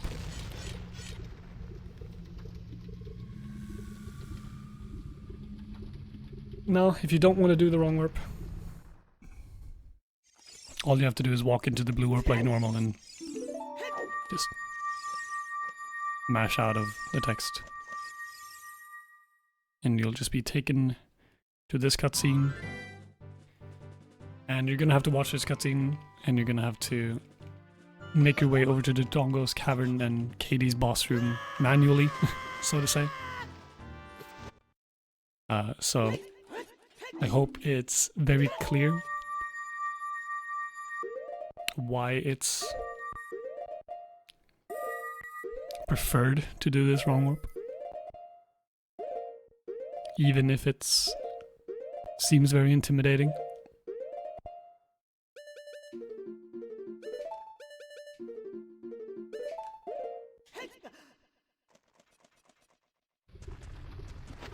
But yeah, after that, this is the victory lap. You just place a bomb there. If you have less than 2 bombs, you need to open this chest. So you can actually beat King Dodongo. This has 5 bombs in it.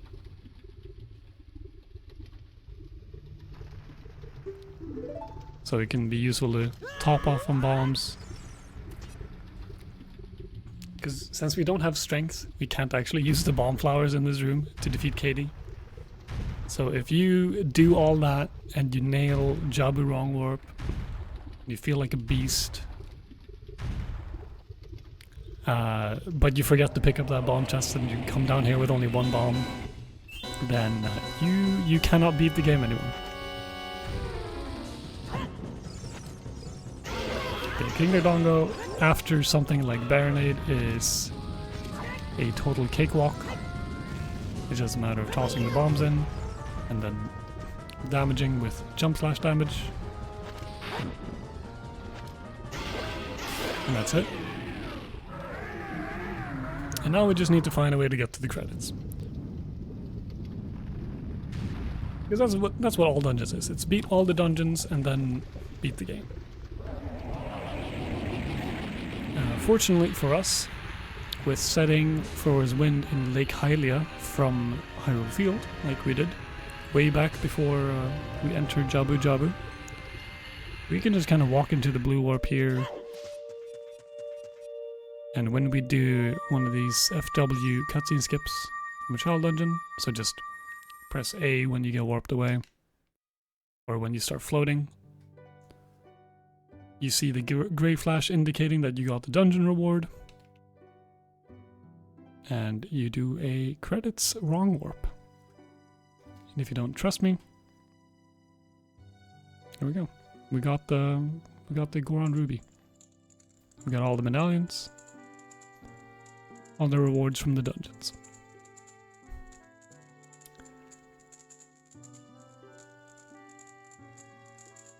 And that's it. It's not the most pristine tutorial, I know. It is not the most polished. It is not the most expansive, but hopefully it can be serving as a starting point for someone who wants to learn this category or mess around with it. And if there's anything you're curious about or wondering, then feel free to hit me up either on the OT Discord or Twitch, like even on YouTube. I might remember to check YouTube comments sometimes. But yeah, made it this far. Thank you for watching.